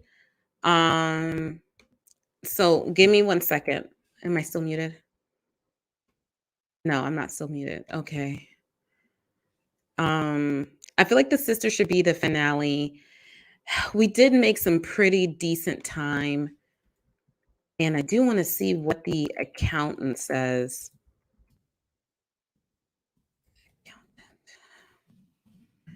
Let me see.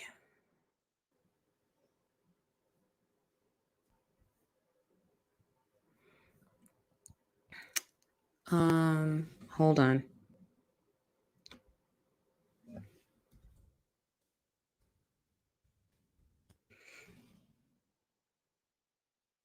Okay. 1 second. Is the accountant a woman?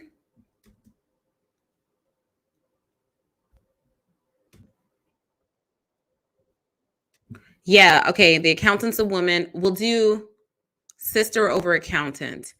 We're gonna do the sister. We're gonna do sister, but we're only at 1 hour and 31 minutes in.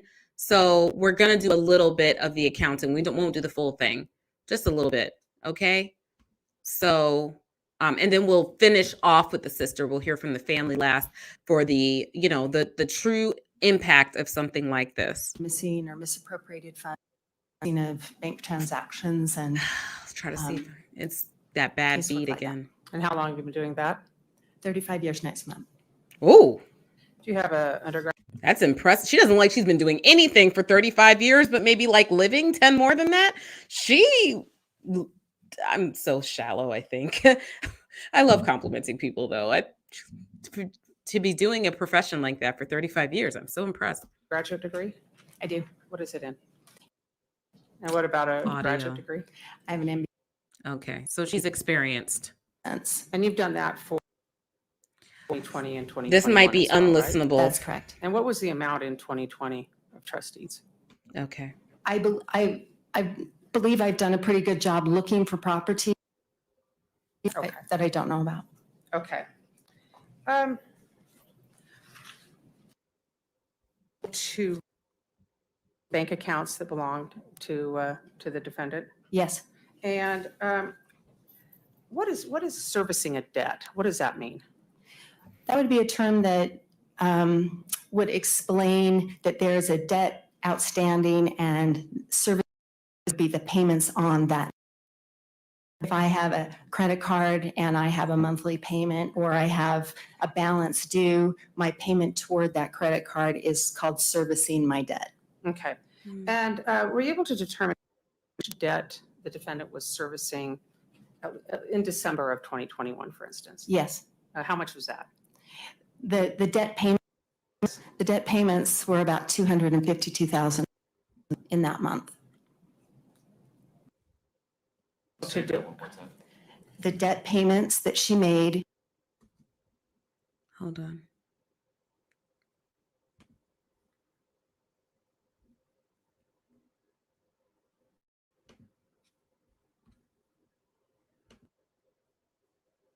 Okay. forensics. Is this a company that you started? Yes, it is. And when did you do that? Okay. Were you able to determine at the end of 2021 how much the defendant was obligated on those debts, those $6 million debts? And actually explain to me the difference. What does God, that's obligated so on a much debt debt. mean? That's a very important question and very, very important point to understand here. I don't have access at this point to the documents that tell me the terms of these loans. So I don't know what the interest rate is of these loans. I don't know the terms that she's agreed to for these loans. I don't know what payment is required on these loans. What I do know is these are what we colloquially call hard money lenders. And I do know on some of these what these lenders do require, and it's in the neighborhood of 12 to 15%. These are not conventional loans where there's a 30-year payment amortization. These are typically short-term loans, and people in the house flipping business, the fix and flip business, typically are turning those over a little more quickly, so they don't need a 30-year loan. They need a shorter term loan. So I understand what she's obligated on, but I do not know what the balance is at the end of a particular time period. I see.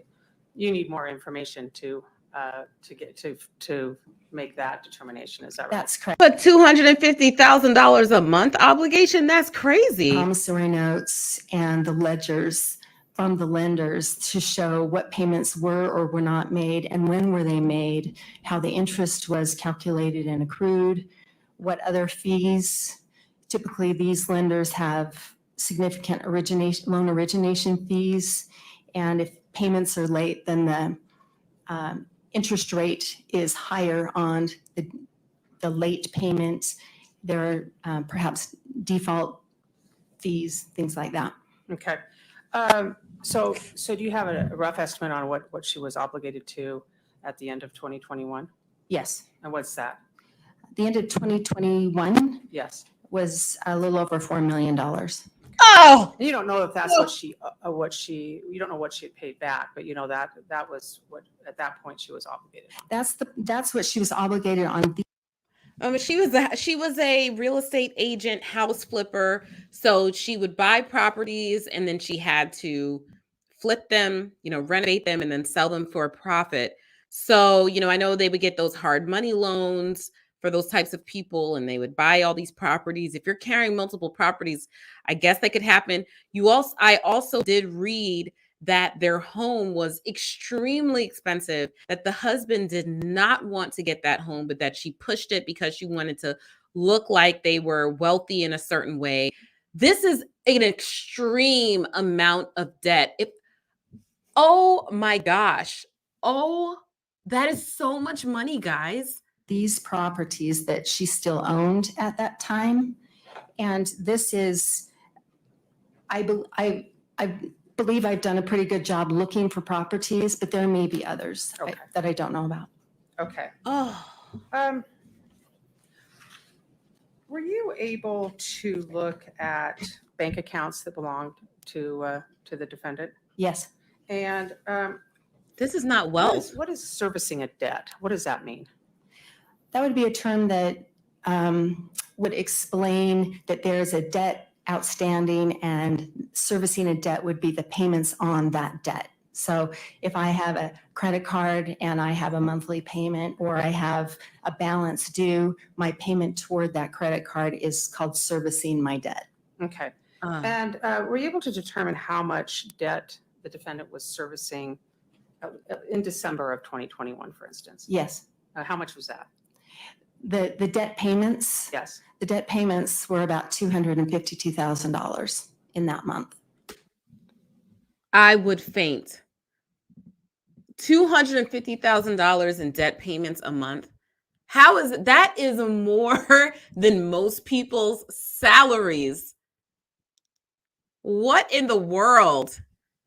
And she just started as a lady that worked at like Home Depot. Whoa. I'm all for being aspirational. I started from the bottom. I'm all for being aspirational. I'm not for living above your means. Yeah, $250,000 a month might make you want to kill somebody. That's a lot of money. Were you able to do The debt payments that she made in December of 2021, The judge cared. there were 94 payments, and those 94 payments totaled $252,000. Oh my gosh. Is there anything that you found significant about those debt payments? Yes. What was that? They were not to 94 individual entities. Some of them were weekly payments. For example, I know that she has an outstanding debt during that time of $5,438 that was required to be paid weekly on a debt. She has a $600 payment that is made daily for a period of time during December.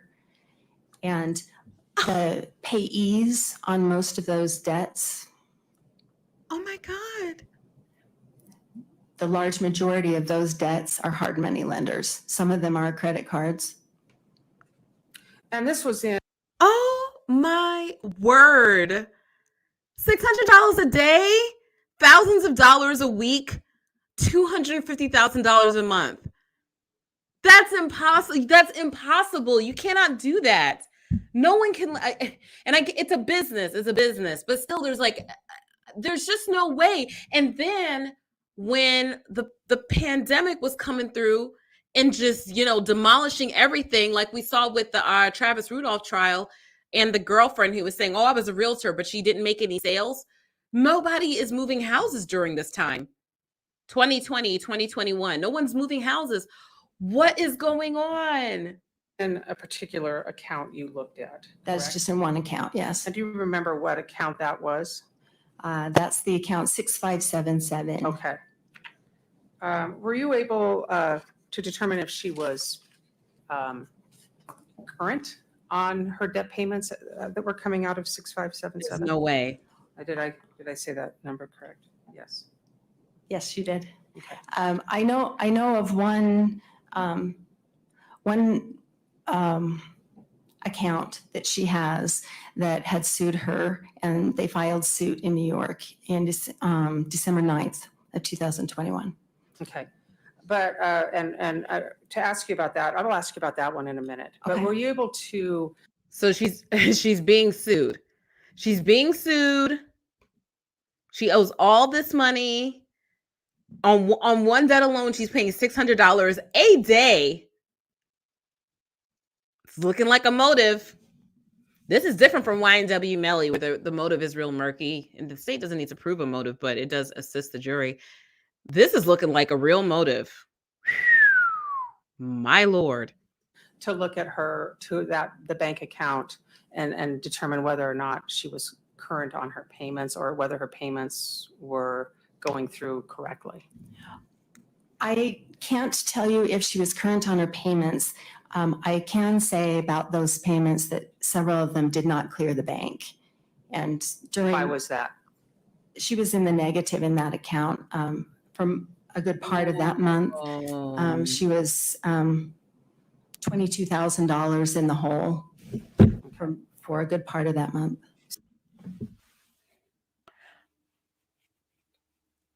This is making me itch. It's irritating me. In my young and broke days, I've overdrafted a bank account that $35 every once in a while. It happened when I was broke. I used to overdraft. It used to happen. We have been delivered from those days, thank goodness. $25,000 in overdraft, 20-something thousand dollars. How do they even let you do that? I'm choking. I'm gagging. I'm stuck. I cannot believe it. So I'm glad that you guys told me to come, because I actually find this to be extremely fascinating, because this is the motive right here. I had no idea how much debt she was in. That's life-ending, career-ending, business-ending debt. That's the type of debt where, like, you do have to sell your house. You have to sell your car. You're going to have to move into a trailer because you own too much. Ain't nothing wrong with living in a trailer. Probably better that you live in a trailer than live in that big old McMansion she was living in and live like that. It's got the sword of Damocles over your head every single day. So you noticed that, at least for that account in that month, that that some of the payments to the hard money lenders were not going through? That's correct. Okay. Did you notice any charges for overdraft fees or anything like that? Yes. Okay. Well, what did you notice about that? They were $25 each, and sorry, I don't recall what the cumulative number is for that, but there were dozens. Okay. Now I want to ask you about this. You said that there was a lawsuit that you were familiar with out of New York. Yes. Can you explain what you found out about that? So in that case, they did file the agreement. And so from that, it's apparent that Ms. Richins used receivables of $87,000, and receivables are her potential revenue. It's work that she's performed or earned, and she's expecting to be paid this money to her company as revenues. So that's $87,000 that's stated in the case, in the document that they filed with it. And that agreement also says that she's borrowing $60,000 against that $87,000 at 15%. And that document also shows, I am impressed with the fact that she's testifying all of this from memory. It doesn't appear that she's looking at any notes. This lady knows what she's doing. So did the examiner of the cell phones. Everyone seems like they put a lot of effort into preparing for this bond hearing. But this type of debt is terrifying to me. You know, they say no risk, no reward type of thing. I know I will never be a super wealthy person ever, because taking this type of risk it just doesn't seem like a good way to live. You know what I'm saying? Like, if this is what you have to do to get rich, no, thank you. I'll pass. No way, man. spells out the terms of the agreement that she's to make weekly payments of $5,438 until that debt is paid. And do you know why this lawsuit was brought? Or what the documents indicate about why the lawsuit was brought? According to the complaint, which is the other side's version of what happened, that she made payments of about $21,000. So that would be a little shy of 4 payments. And then after that, she defaulted. Okay. And when was that lawsuit filed? December 9th, 2021. Oh. So how soon before his death was that lawsuit filed? We talked a little bit about the motive. the bank accounts, at least do you know where the K. Richins Realty bank account, what the bank is? Where they banked? Where they banked? Yes. What That's is that? America First Credit Union. Okay. And were there any other America First Credit Union accounts that you were able to look at? Yes. And when were you able to look at those? Over this past weekend. Okay. How many accounts did you get access to? Probably about 11 or 12. Okay. Were some significant? Yes, Were some not? Money. that's correct. Okay. I'm going to ask you specifically about each of these in order, or not each of them, but a couple of them in order. There's the 6577, is that right? That's correct. What was, and that was the K. Richins Realty, right? That's primarily, that is the name of the account. And that's, as far as I can tell, that's primarily where the transactions were housed. And you said, Okay, I'm not going to skip. I just want to say Nefertiti was so kind to gift, I think 10 Natalie Lawyer Chick memberships, and Emily Atkinson just gifted 5 Natalie Lawyer Chick memberships. We got 30 new members for this live stream. Thank you all so much. You're making this live stream extremely successful. I appreciate all of you. There seems to be some bombshell that's coming up. primarily the hard money lending payments. Primarily there. Okay. And that one ended up in negative 2,200 at the end of 2021. 22,000. 22,000. I'm sorry, you're right, 22,000. Did you look at 2204? Yes. What primarily was that? That's the joint account. So we would call that a personal account. It's a joint account. It's held jointly with Eric and Kouri Richins. Anything stand out in that account to you? Yes. What was that? Well, it's important to me to look at kind of a runway of the account leading up to a significant time period, because it's important to understand the nature of an account. And so I've gone back to 2020, long before the review period that's relevant specifically in this case, or that is people are concerned about in this case, to understand what the nature is and what's the character of that account. How is it used and what's typical for a particular account holder? And that's going to be different for every person and every business.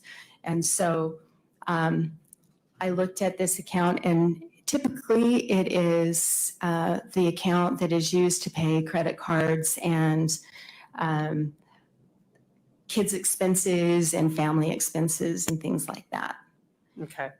Anything else stand out as you reviewed the account?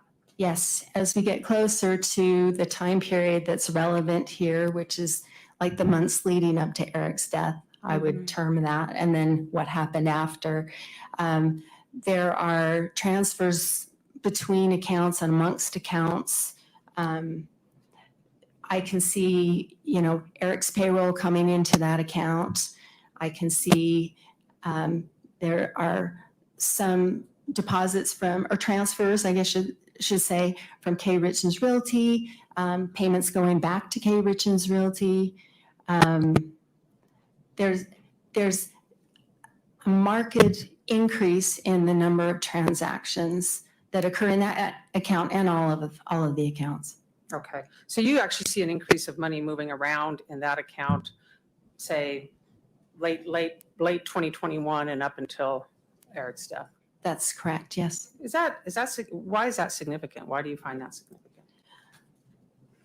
Well, I'm looking for what's typical or what makes sense. And so I'm looking at, what's happening in the business account, and does that influence what happens in the personal account, along with what is happening in the acquisition of properties and how those move together. And so there's this kind of noteworthy crescendo that happens in the months leading up to Eric's death. There are indicators of an increase of chaos and loss of control and larger amounts of money moving all around. Not all forensic accountants that testify are as engaging as this one is. She is engaging because, I don't know nothing about money, okay? Other than don't overspend it. That's why I don't get too involved in all that stuff. Honestly, I can't, because I don't have the mind for it. But she is saying this in such a way that it's easy to understand for me, which means it'll be easy to understand for a jury, 12 people. They'll understand it, and that's going to be good for the prosecution and bad for the defense. Chaos. There's chaos in the accounts. It sounds like she's robbing Peter to pay Paul. So let's see what that chaos is. This is fascinating to me. Around the accounts. In a positive way or a negative way? It feels haphazard. There's not a pattern. There's not a practice that there had been a little bit earlier in my review. And there are transactions that don't clear when there's, money is moving around just to cover transactions. Okay, and I'm going to ask you about those transactions that don't clear in a minute. But I'm going to go to ask you about account 5244. Are you familiar with that account? Yes. What is that account? That is also a personal account. That was opened in 2013. And the header on the bank statement has Kouri's name, but the signature card, and until I looked at the signature card, I thought that was just Kouri's account. But the signature card does have Eric and Kouri as joint holders. And what is that? What do you believe that's primarily focused when you review of that account? I thought that was a business account. Okay. Is that what you continue to think? I mean, I guess it's technically a personal account. Okay. According to America First, that's a personal account, but it is used as a business account. And why do you say that? Because of the transactions that are contained within the account. What kind of transactions are they? There are some payments for the loans on these properties. There are expenses that I would think would be typical of a business rather than personal. But there are some personal expenses there. I'm not saying that to be prejudicial or negative or anything. It is what it is. Okay. Are there any credit card payments coming out of that account? Yes. How many credit card, or what's the amount of credit card payments coming out of that account? I didn't quantify that. Okay. So at the end of did you review the bank statement for that account, the 5244 for the end of 2021, Yes, what was the status of the account then? that was also in the negative. It was about in negative about 1,100, 1,700, something like that. Was there a line of credit? Yes, there was. How much was the line of credit? 3,200, And what was the status of the line of credit? and that was exceeded. Okay. That was tapped out. Overdrawn accounts, exceeded lines of credit. It just sounds like financial stress on top of and her husband said not to get that house. I'm going to show you guys a picture of it before we look at the sister. Okay. Oh So my you goodness. mentioned some, I guess, transactions that did not clear. Is that how you put that? That I did, yes. Okay. And where did those, in what accounts were there transactions that did not clear? Do you remember? I know the 6577 account, 5244 account, the 5244 is the one we've just been talking about. Mhm. The 2204 account is the personal account, the joint personal account.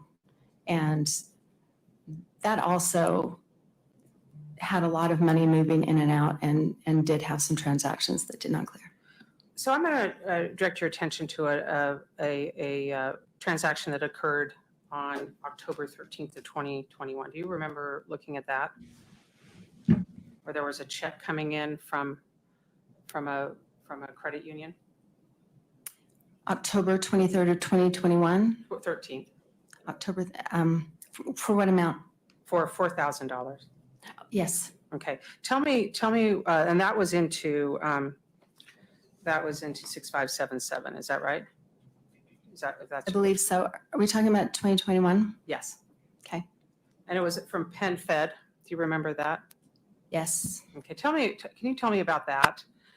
What you recall about that? She has to know them by heart. Oh my Penn Fed gosh. Credit Union is a credit union where Kouri Richins has accounts and Eric does not. And that becomes a significant issue later. But that check was deposited into the account and then it was returned unpaid. And do you recall if there were any transactions made out of the account between the time the check was deposited and it came back unpaid? I recall that there were transactions, yes. Okay. And there, Isn't that fraud? Depositing checks that are not funded and then making a bunch of purchase because I don't use checks anymore, but you write somebody a check and then the bank would give you a credit when that person deposits the check and basically to clear it right away or a portion of it right away, and then eventually they would get the money from your bank. But if you don't have the funds to cover the check, then you've basically frauded the bank if you knew that the check wouldn't be funded. Isn't that right? You guys can tell me if I'm wrong, but I think I remember that concept correctly, and I haven't used a check in a long time, but I think that's right. there was another couple of checks were deposited on November 12th of 2021 that did not clear. Do you remember those? I remember that there were checks, yes. Okay. And after Hiding. those checks were deposited, do you remember if there were any payments made out of the Hiding. account Check hiding. before it came back unpaid? Sorry. The same is true, yes. And do you remember who those were transferred to, or where they were transferred? Floating a check. I don't recall specifically, no. Okay. But there was money transferred out between the time the check was deposited that didn't clear and the time it. That's correct. Okay. And then in December 23rd of 2021, do you recall any checks that were deposited, a check for $10,000 from the Navy Federal Credit Union? Yes, And what happened to that check? that did not clear as well. Okay. And checks take a while not to clear, right? Is that right? So a check is deposited, it's credited to your account, but there's some time in between the credit and the coming back not cleared. Is that right? Yeah. Yes, that's right. But it depends on the relationships between those financial institutions. Sometimes they'll clear overnight, sometimes they'll take a few days. Now, these seem to take about 4 or 5 days. Would that be about That's right? correct. Okay. I remember that there were two that did not clear, and they both came from Ms. Richins' Navy Federal Credit Union account.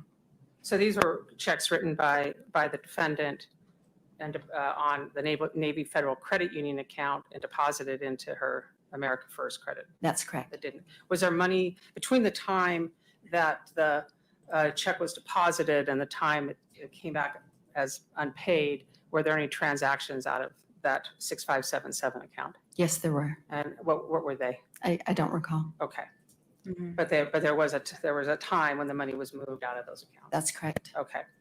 That's illegal. In Straight up crimes, man. This is crazy. The desperation she must have felt to have overextended herself like this. I'll go a few more minutes on this. This is fascinating to me. in 6577, do you recall? I know you testified that it was overdrawn at the end of the year. Do you recall if it was overdrawn again prior to Eric's death? I do. I don't remember the amount, but it was, again, Overdrawn. yes. Okay. Excuse me. No. Do you? And again, I want to ask you about go back to 5244. And I think- So I think we can move on from the accounts. Yeah. Yeah, they belabored Let me the ask you point. about the life insurance policies. Are you familiar with life insurance policies Yes. on Eric's life? Yes. The judge is like, I got it. I got it. How many life insurance policies were there on Eric's life at the time of his death? I believe there were 6. Okay. And I mean, he took them out himself. My goodness. what were they? Can you explain what the life insurance policy? Okay, I think that we've got a good understanding of this. I would like to move on. I want to show you guys the house. It's unfinished. This is the $2 million home. It looks like there's like a casita, which is like bigger than my house. And then this is the main house right here. It's still under, I'm sure they're not doing on it anymore, but it was still under construction at the time of it. This is the $2 million house that they bought that Eric was against buying allegedly. Look at this monstrosity. But it's like, why? What did they have? 3 kids? 2 kids, 3, maybe a kid. I think he might have had a kid from a previous relationship. And then they had 2 kids together. This is a lot.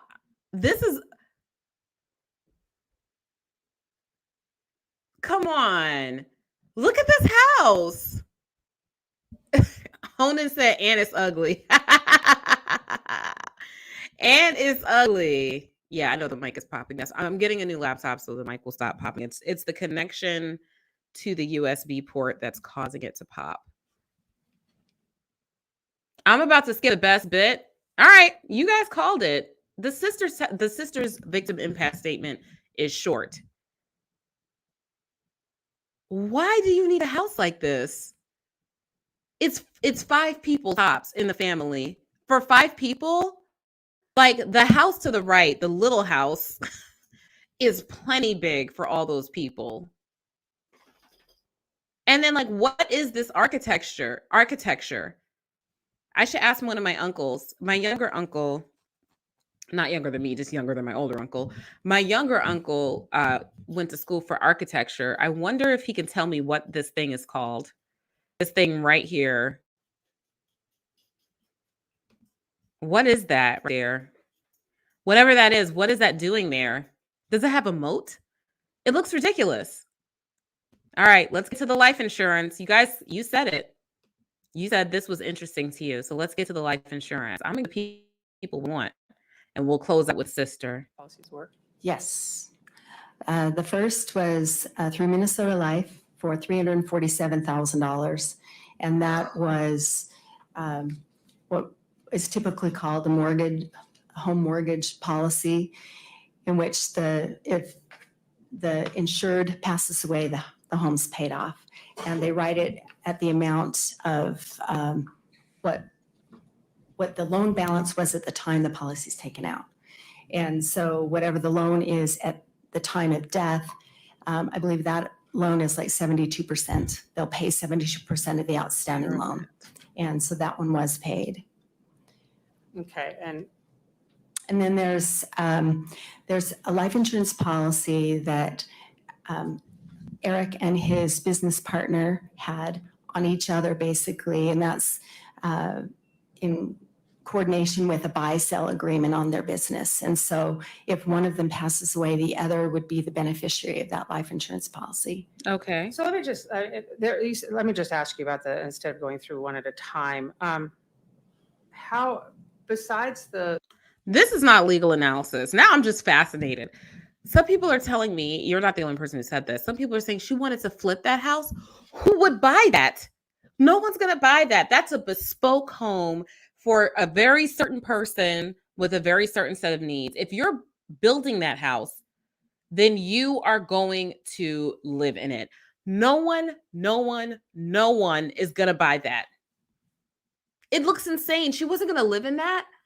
Who was that for?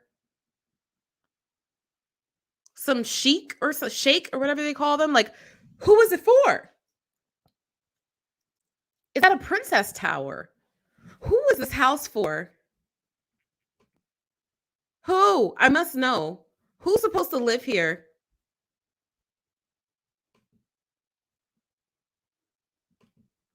Who is living here? What a ridiculous investment. Divorce, babes, divorce. I'm so sorry that Eric did not divorce her. And I heard that maybe the hesitation was that he's already been previously divorced and didn't want to divorce again. But divorce, babes, because this is insanity. This lets you know that somebody's not in their right mind. What type of house is this? What in the world? It's like 5 houses mashed together. It's not even cute. I'm sorry. I got distracted. I got distracted. I couldn't help it. All right. Oh, someone said Jeffree Star would live in there. His LA mansion life wasn't too insurance far off. policy that was on Eric's business. What was the amount of money that Eric's He life was was gonna insured divorce for at the time of his death? About $1.2 million Oh, aside from the business buy-sell policy. And are you familiar with any attempt to change the beneficiary of the business policy? I'm aware that that is the report, yes. And what was the report? That on New Year's Day of 2022, that in New York Life's online portal, someone had logged in and had changed the beneficiaries on that policy To, to Kouri Richins. Oh, who did it? Who did that? Must have been Kouri. She was not the beneficiary. We heard of one that was 340,000, one that was $1 million, and she's changing it to herself. Listen, when you're that desperate, you have to pay people the $600 a day really stuck with me. You have to pay people $600 a day. That $1 million might relieve a little bit of that pressure. That's a motive. and that was changed back, as far as you know, had been changed back at the time of Eric's death. That's my understanding, yes. Mm-mm-mm.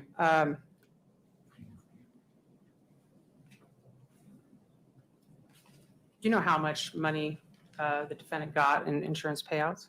$1.3 million, a little bit more than that, 1.3 million in June of 2022. Okay. Can I just have a minute, Your Honor? Of course. Wow. And that's a drop in the bucket to her $250,000 a month debt obligation. This is wild. I'm glad I didn't skip this. I'm glad I came back to it.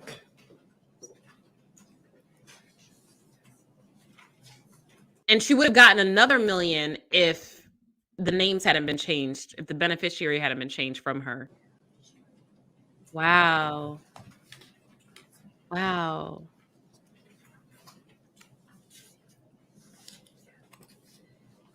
I have a couple more questions, Your Honor. Were you able to review the PenFed accounts at any time? Yes, Do you recall if there was any money in those accounts? For the most of the time, I reviewed a little bit over a year. I believe most of the time it had $5 in it. Thanks, Nicole. Okay. Right.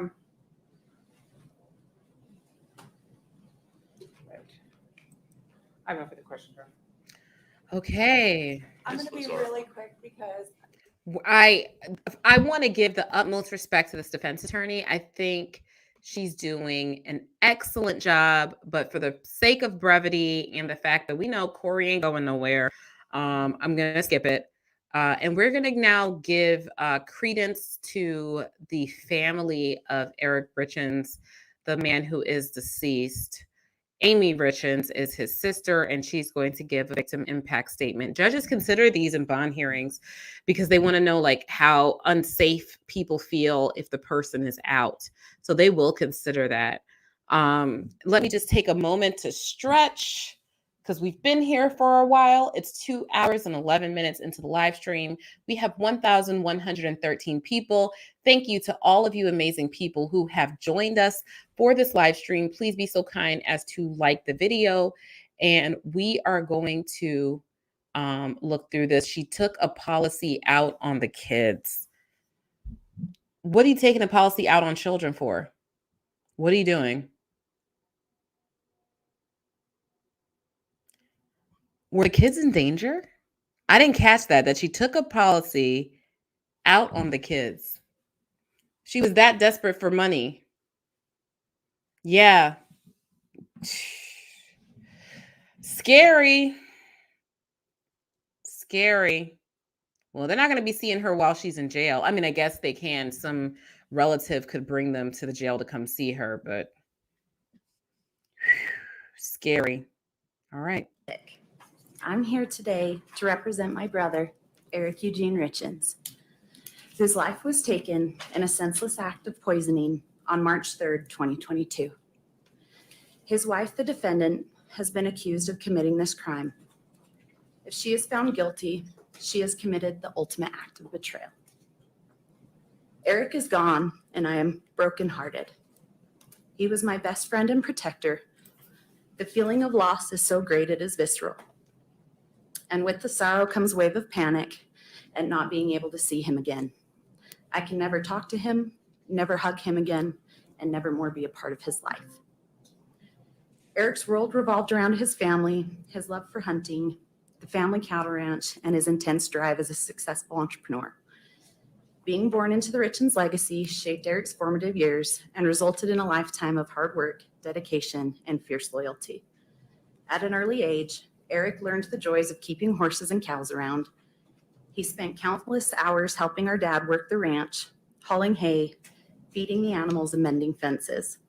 He loved our family unconditionally and was a devoted son, brother, uncle, and father. Eric was a family man who always strove to be the absolute best father and husband. He was an attentive and loving father to his 3 sons and a devoted husband to his wife of almost 9 years, Kouri, the defendant. Eric did absolutely everything in his power to provide his family and his 3 sons with every possible opportunity to learn, grow, and have fun. He was the coach or assistant coach on all his boys' teams, which included soccer, basketball, and baseball. He spent countless hours coaching and teaching the boys to play aggressive and give it their all. Eric truly cared about every single child he coached and wanted the absolute best for all of them. There was never a dull moment when you were around Eric, whether it was him showing up to a family dinner with no socks or the sleeves torn off of his shirt because he had to make an emergency bathroom stop along the way, or his calling to tell you he rolled the 4-wheeler for the upteenth time is stuck and he needs you to come get him. It was never boring. Eric loved to have fun and always wanted to make sure everyone else did as well. He owned almost every motorized toy possible, from 4-wheelers and side-by-sides to trucks and snowmobiles, and was so excited to share those with his sons. He had the perfect combination of business sense and foresight. He built a very successful masonry business from the ground up and helped many friends do the same.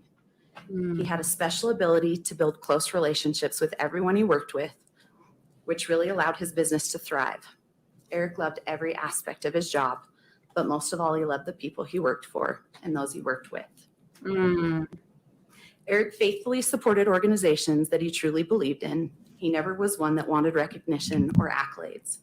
He did most things anonymously and without recognition. Eric was a true champion of all people. It did not matter if you were an employee, friend, family, or the next random person walking down the street. If you needed anything, you could count on him. He truly cared about each person he met. I wonder if not in this situation, what she normally looks like. Like, what are her facial expressions normally? Because she has some weird facial expressions to me, but I'm no body language expert. Eric loved fully, laughed loudly, and lived life with reckless abandon. He enjoyed great adventures to far-off places, but also cherished the small and finer things in life. No obstacle was too great for Eric. He simply viewed each one as a challenge. No peak was too high, and the next adventure was always just around the next bend. Words cannot describe the loneliness and loss that is felt in every heart that was lucky enough to know him. Eric died under horrendous circumstances. I am tormented at the thought of what he endured. I play it out in my mind. I go through the terrible sequence of events. I wonder when he realized he was in mortal danger. I wonder what Kouri may have said to him in his last moments. How long was he conscious, knowing he would die? Where were Eric's boys when all of this happened? Did they hear Eric's body fall to the ground? Did they catch a glimpse of their father taking his last breath? It's torture to think of. Why did Eric lose his life? Why did the boys lose their father? Was it because of Kouri's greed and desire to get life insurance and other assets? If so, that is abhorrent. How could anyone value life, human life, so cheaply? I cannot comprehend it.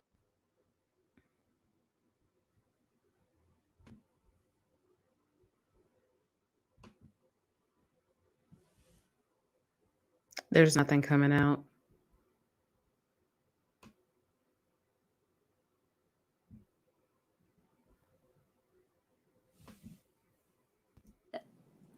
I'm overflowing with grief and pain at the thought that Eric meant so little to her. If Eric had died because of an illness, he would have been cared for. He could have looked after him and been with him. If he had died because of an accident, people would have tried to help. There would have been kindness. But there's no comfort to be had here. There's no consoling thought in the way Eric died. In his last moments, after being intentionally poisoned, he was faced with betrayal and terror. The thought of it is unbearable. I am haunted by the horror of it. You know, she sued the sister. Kouri sued the sister for fraud for being the beneficiary on the insurance. That's horrible. Immediately after Eric was killed, Kouri told us she could not help us get anything ready for the funeral as she was too distraught with grief. We shortly found out that was not true at all. In fact, she pulled herself together enough to go close on the purchase of a $2 million home, hire a real estate agent, hire an architect to create CAD drawings of the home, hire a lawyer in order to file a lawsuit on Eric's trust. Oh no, you're supposed to be grieving. You know how much effort it is to close a home, stage it, take photographs. Wow. Moving forward with the life that you wanted. Hire a locksmith to come break into and clean out my brother's safe and attempt to have Eric cremated. She mustered up the strength and resolve to do most of this within 48 hours of his death. Oh, damn. Kouri assaulted me. I will never forget. Mustered up the strength and resolve to do most of this within 48 hours of his death. Ooh. Kouri assaulted me. She assaulted you. We'll never forget the look in her eyes when she attacked me that Sunday morning. It was early and had been snowing most of the night. There are no tears when she looked up, and she didn't like her saying that either. She looked mad. I don't see any tears.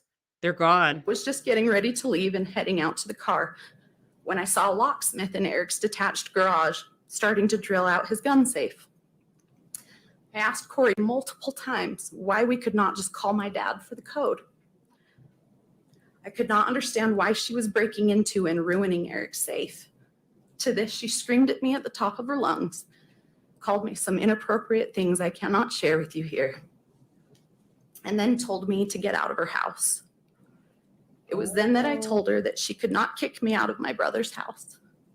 My sister Katie was now the executor of Eric's trust and estate, and just like Eric, she would not want the defendant breaking into his gun safe. Kouri looked at me with pure hatred and rage. I was messing up her plan. I was getting in her way, and because of that, she attacked me. She punched me in the face and neck multiple times. It took 4 people to pull her off me that day. Oh, this is really, really relevant to a bond review, I would say, because are you going to be a danger? It's not like the danger is over. You're alleged to have killed one person. They don't think you're a danger to anybody else. If you're attacking people in relation to this case and his relatives and stuff, the state has a great argument for, I mean, obviously she ain't going nowhere, but they have a great argument under the law to say she can't be let out of jail. She's allegedly a danger. Before the funeral, Kouri opened a bank account and asked everyone that was grieving to send her money instead of sending the family cards and flowers. It was not even 2 weeks after Eric's passing that we were told she had taken down all but one photo of my brother and removed all his clothing from the house. Kouri put together a golf tournament in Eric's name 2 months after his death on what would have been his 40th birthday and told his family, all of us, that we were not allowed to attend. Kouri, could you be a little less conspicuous, please? This is like the how-to handbook for looking like you actually killed your husband. What the heck are you doing? So this whole time she's been married to Eric, she's been hating his family, for sure. Since Eric's death, it has come to our attention that Kouri took out multiple life insurance policies on Eric without his knowledge. It appears that she forged his signature on various documents, assigned herself as Eric's durable power of attorney, inappropriately diverted money from his business to herself, and assigned herself as beneficiary of Eric's portion of our mother's retirement account.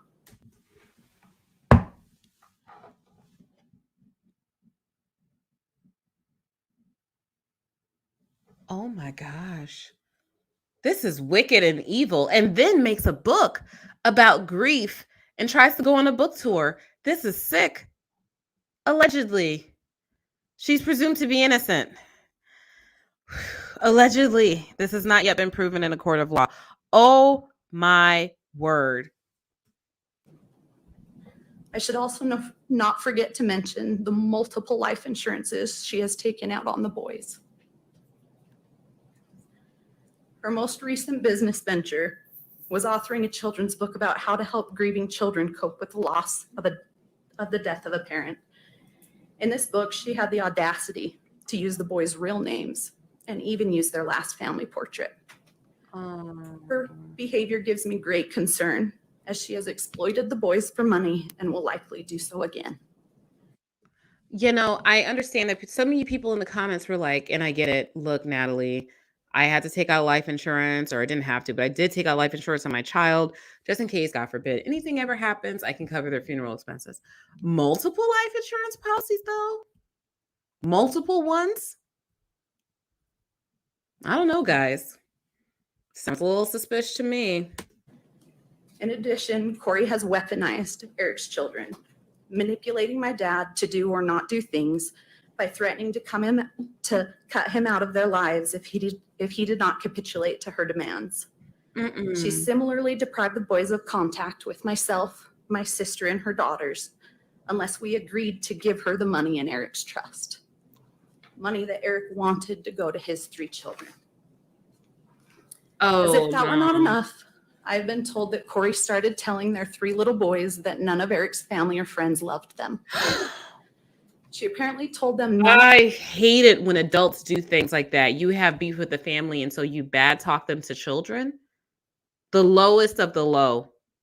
of us cared for them or wanted to be around them, even though that is the exact opposite of what was happening. Oh my God. We all want nothing more than to be there for those 3 little boys, my nephews. Yet Kouri has made sure to cut us out of every aspect of their lives. This is all just a brief summary and the start of what our family has been through over the last year. We have scarcely gone a day without finding out some new allegations or evidence regarding something Kouri appears to have maliciously done to attack and undermine my brother, his 3 little boys, and our family. We have all been there since the beginning of Kouri's and Eric's relationship. I was there on one of their first dates. We were there at the wedding. We were there when each of the boys were born. We have been there for every birthday party, school graduation, and rodeo. We welcomed her into our family and treated her as one of us. Not only did she betray our brother, it feels as though she has murdered and taken away a part of our souls as well. Because of her actions, there has not been a day that has gone by we have not lived with paralyzing anxiety and fear, worrying for the boys' lives as well as our own. I may be naive, but I never knew evil like this existed. If Kouri was in fact willing to kill Eric for money, who's to say that what she will not do? Who would be next? The kids. Someone could say that. Someone could say that. I'm not saying that. I'm just saying someone could say that. Kouri was in a desperate financial situation when Eric was killed, and that situation seems even worse now. We understand that she has defaulted on loans and is already a defendant in other lawsuits based on her financial misdeeds. I am truly concerned that she will stop at nothing to dig her way out of the problems, including murder. She seems devoid of moral sensibility, and there is no telling what she will do if she is released. Judge Mrazek, her fate lies in your hands. Please do not allow Kouri to use the fraudulent life insurance proceeds to get out on bail. That would be morally reprehensible. Please do. That's a good point. If she was paid out on those life insurance policies and her husband didn't even sign up for them, and that's how she's paying her lawyers, if she got a bond, she'd be using that money to profit from the death of her husband, allegedly, and then get out of jail free. Well, get out of jail on his dime. That's a good point. Do not allow Kouri to take advantage and make a mockery of our justice and legal system anymore. She has done enough. Please do not allow Kouri to hurt Eric's memory, our family, friends, and community anymore. We have been through enough. Please do not give Kouri the opportunity to hurt Eric's 3 boys anymore. They have lost enough and have been through enough. And been Since Eric's death, we have learned and unfortunately are continually reminded that Kouri is desperate, greedy, and extremely manipulative. If she gets out on bail, I will be afraid not only for my own life and those of all of my family, but most importantly for the lives of Eric's 3 sons. Our family has already suffered enough. Please do not let Kouri out on bail where she will be a risk to do further harm. Please protect what Eric put his life on the line for. His 3 boys. Thank you. Amy, thank you. Kouri was held without bond. She will not be going anywhere until her trial date, unless there's some type of change in circumstances. That was heartbreaking. Oh my goodness. That was heartbreaking. Wow. I didn't expect to get choked up from that. That was heartbreaking. Oh my word. Woo! Oh my goodness. Stephen Delaveau asks, if this wasn't the bond hearing, wouldn't most of this be more prejudicial than probative? Most of it would, especially that impact statement that would not, in by and large, come in. Because she's mostly testifying to what she heard from other people. Even if it was about her being attacked, that more than likely would not come in. That's a separate issue. And that would probably be more prejudicial than probative. But when it comes time for sentencing, if Kouri Richins is convicted, then a lot of that stuff will come in. So yeah, that's a really good point, Stephen. All bets are off when it comes to a bond hearing. But yes, in a trial, the rules are a lot more strict about what's allowed. K-Bragg, thank you for the super chat, my friend. I'm going to need LDS to start denouncing these kooky unalivers instead of telling their congregations not to discuss these cases while the church pretends this ain't problematic. Well, I do think that that's more applicable to the Vallow Daybell case, because in that one, their crimes were based on a religious kind of underpinning. They bastardized their own religion to come up with Chad's Church of the Firstborn. But still, the genesis of it came out of the Mormon faith, even though it was corrupted. And I took a lot of issue with the fact that Lori Vallow Daybell was never excommunicated from the Mormon church. And she was getting visitations from a Mormon bishop while she was incarcerated, and she was not denounced. And there was a letter that went out, and that was just basically like, talk to legal counsel with the church before you talk about the case with the public. So basically discouraging public discourse from members of the LDS faith about that. This case, I think, is a little bit different, K-Bragg. And I think it's different because although Kouri Richins is a member of the LDS faith, and so is Eric Richins, they are certainly, it seems like this had more to do with debt and greed and less to do with any particular religious upbringing. And I wouldn't expect like the Catholic Church to issue a statement for some random Catholic committing some random horrific crime. Same with, the local mosque. I don't expect them to denounce every single Muslim person who is alleged to have committed some type of crime.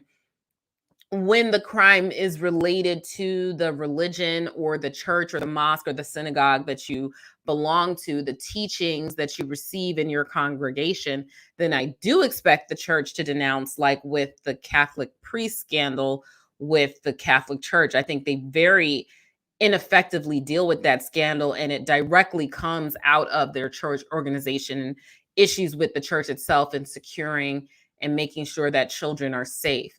So I have some very nuanced takes on that. And I thank you for bringing that to our attention so we can have that debate. Thank you so much.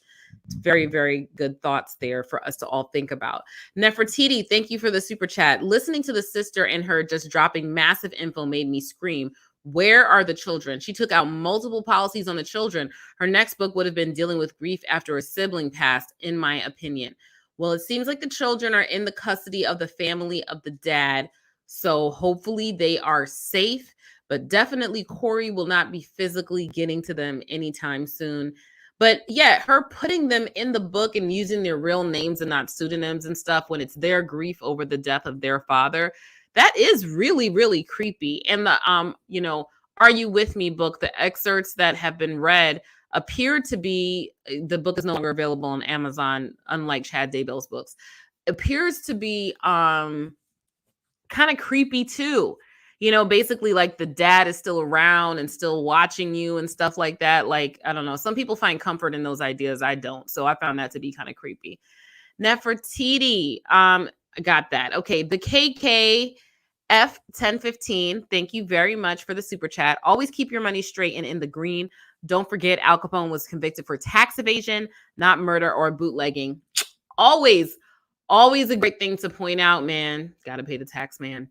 Carolyn Lower, thank you for the question. Does the insurance company view this as insurance fraud and not pay out the beneficiary, even though it no longer goes to the murderer? Yes. Well, I think it's definitely insurance fraud if you took out an insurance policy and forged someone's signature and they didn't take out the insurance policy. That's definitely insurance fraud. They'd have to sue her to get the money back, though. That's for sure. C. Jen, thank you for the super chat. Natalie, can the prosecution go back and revisit those areas that defense just poked holes into? Go back further into the phone records with the defense and with the defendant and CL, the informant. So yes, and someone else had that question. Let me tie you guys together. Rihanna said, does the defense asking questions give away some of their strategy? How do you balance that? Yes, and it might have been best, knowing she's not going anywhere and you don't stand a chance at release, to not ask any questions and just to note, like, okay, this is an issue. They didn't search that far back in the records, and if they don't have that together by trial, that's something we can exploit on cross-examination and trial. right? The state can continue to do their investigation. They can continue to subpoena things. They can continue to extract. They can continue to analyze. They can get more experts right up until the trial date, right? As long as they give the sufficient notice of the experts they're going to call according to the statute of the individual state, they can continue their investigation just like the defense can. So yes, while the prosecution is giving a lot away, the defense gives things away too by asking all of those questions. So thank you. You both asked very prescient questions, and I think that they're related to one another. Vanessa Starnes, welcome to the Lawyer Chicklets, my friend. Thank you so much. Caitlin,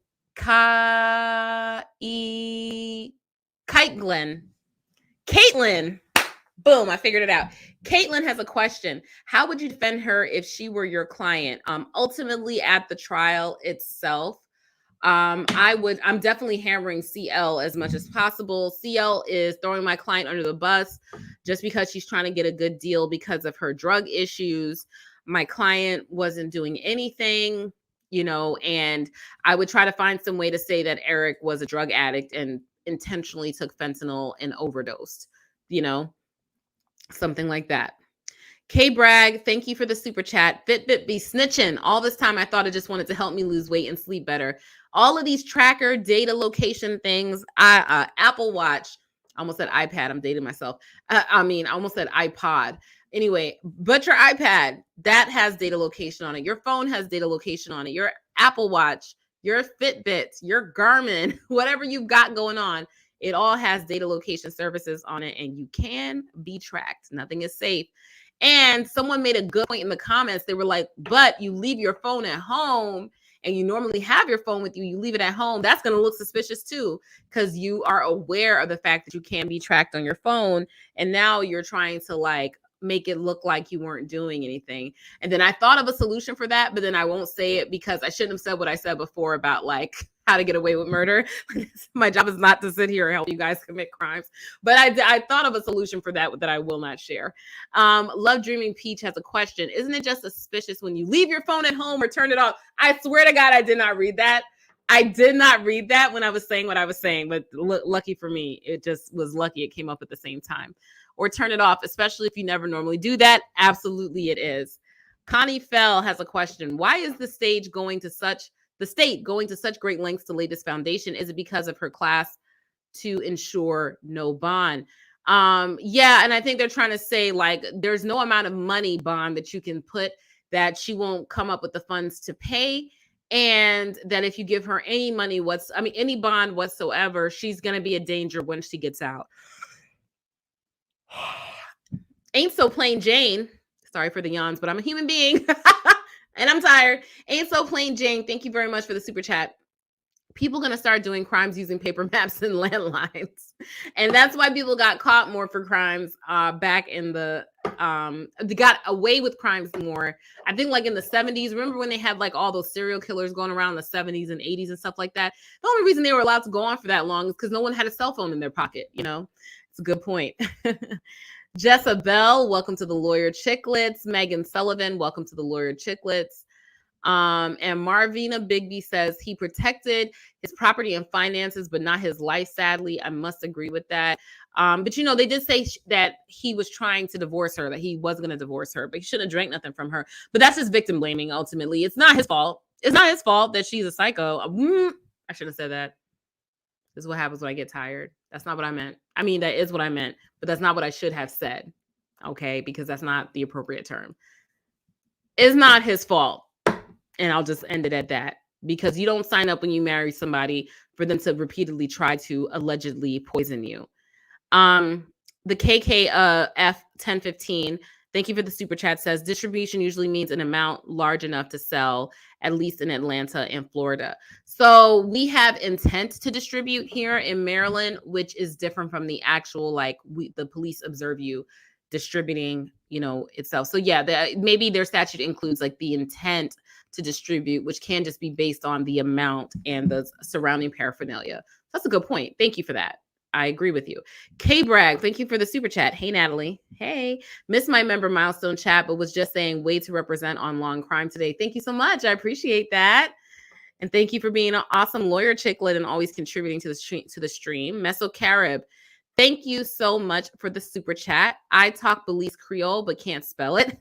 How do you spell dirty feet? I wrote dirty foot, but people think I meant to say duty feet, as in do feet. LOL, maybe duty foot. Our Creole is a bit tough though. So Mesocarib is from Belize, and Belize speaks a type of Creole. And I guess you could call Jamaican patois a type of Creole as well, but there's like really not much French influence in it. It's English and African languages mixed in together. And dottifoot is one way that you would say it in English patois, to say somebody's dirty feet. And then we were talking about taking off your shoes. And that's what that all ties back to. I feel like only the Caribbean people are going to know what I'm talking about right now, including Mesocarib. Emily Atkinson, thank you for the super sticker. And I got these other ones up before at the beginning of the stream. And K Bragg says, K Bragg, you and I are on the same page here with the Mormon Stories podcast, because I'm all up in it. I am fascinated. I don't have anything to do with Utah, Mormonism. I'm an atheist. But I watched that podcast religiously. It is fascinating. And then the other podcasts and other people that like come on it, and then I end up on their like channels and stuff too. So I am all immersed in Mormon culture now, probably because of the Daybell case. And then that's what got my interest in it. It's a fascinating religion. K Bragg, thank you for the super chat. The reason I brought it up is because Mormon Stories podcast has spoken multiple times about how the church's stance that divorce can keep you out of the celestial kingdom lends itself to these unalivings. Oh, that's a good point. There's other religions that are like that. And the way John Dehlin describes the LDS faith is as a high demand religion. And there are other religions that are like that. But one of those high demands is that, you cannot get into the celestial kingdom if you divorce under most circumstances that people would divorce under. And that's really important to people of the Mormon faith, because they believe that like you have these forever families, you'll be with your families forever after you pass away, only under certain conditions. So like most other people that believe in heaven, they believe they're going to see their families in the afterlife, like they're going to be with them. And they don't think like, of course, I'm going to die. If I'm a good person and I don't kill nobody, I'm going to see people in the afterlife. But with the LDS faith, for you to like you have to be like, there's like the whole thing about being like sealed in the temple and, following certain rules, and only by doing these certain things and then forming a nuclear family and then having children and then the children following certain rules, do you all end up in the celestial kingdom together. And so people have this fear of divorce, which could lead them to, it's kind of like with the Daybell case. He didn't want to divorce Tammy, and Lori didn't want another divorce under her belt. And so they just come up with some wonky reasons to kill their spouses that are justified. I still don't know if that extends to this lady, just because the motive really does seem to be money. And she's not saying anything about, I can't get divorced again. She hasn't been divorced before. But maybe like it's better to be perceived as a widow than a divorcee.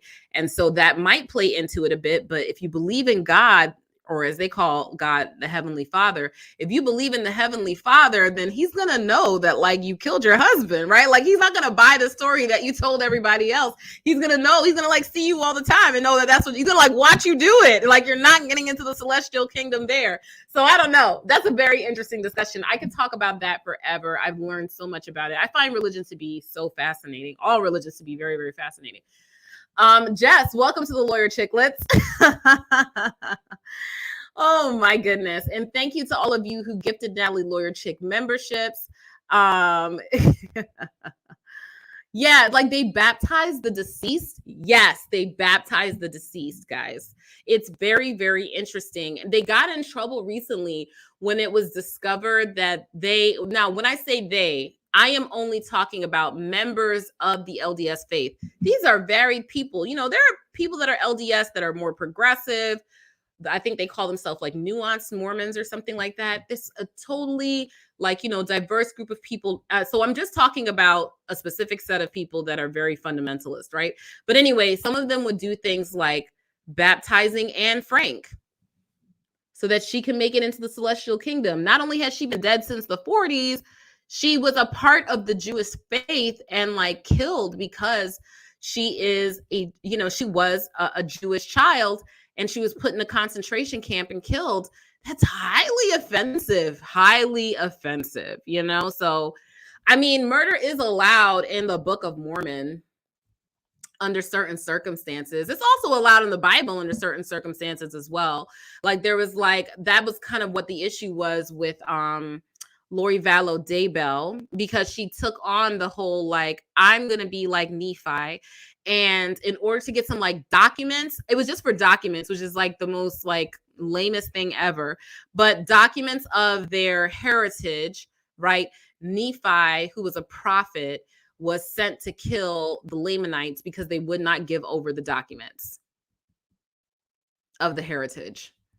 So you could kill people over documentation about your heritage or artifacts and stuff like that prove their heritage. And God sent him 3 times to get these documents. And on the 3rd time that it wouldn't give it over, he was allowed to slay one of them.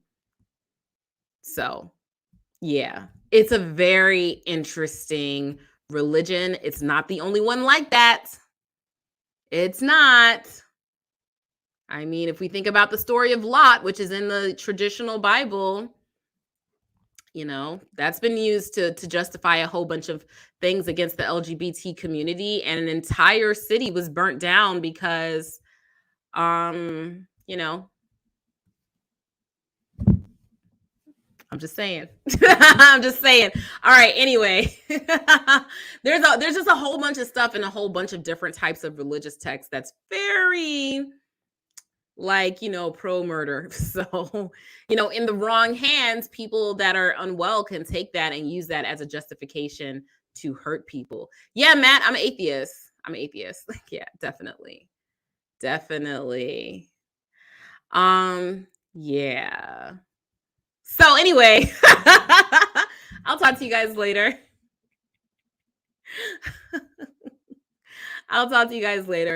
I'm just saying things that were in the Bible, in the Book of Mormon. You can look it up. I'm not making it up. Now, some people can interpret these things differently. You have to remember, especially with the Bible, it was written in several other languages and then translated down to English. And the most common one that we use here in the United States is the King James Version. And, King James had his own agenda when he was choosing which books to include and not to include in the Bible. So, that does play a role, but there's a lot of killing and assaulting of a sexual nature in the Bible that's justified.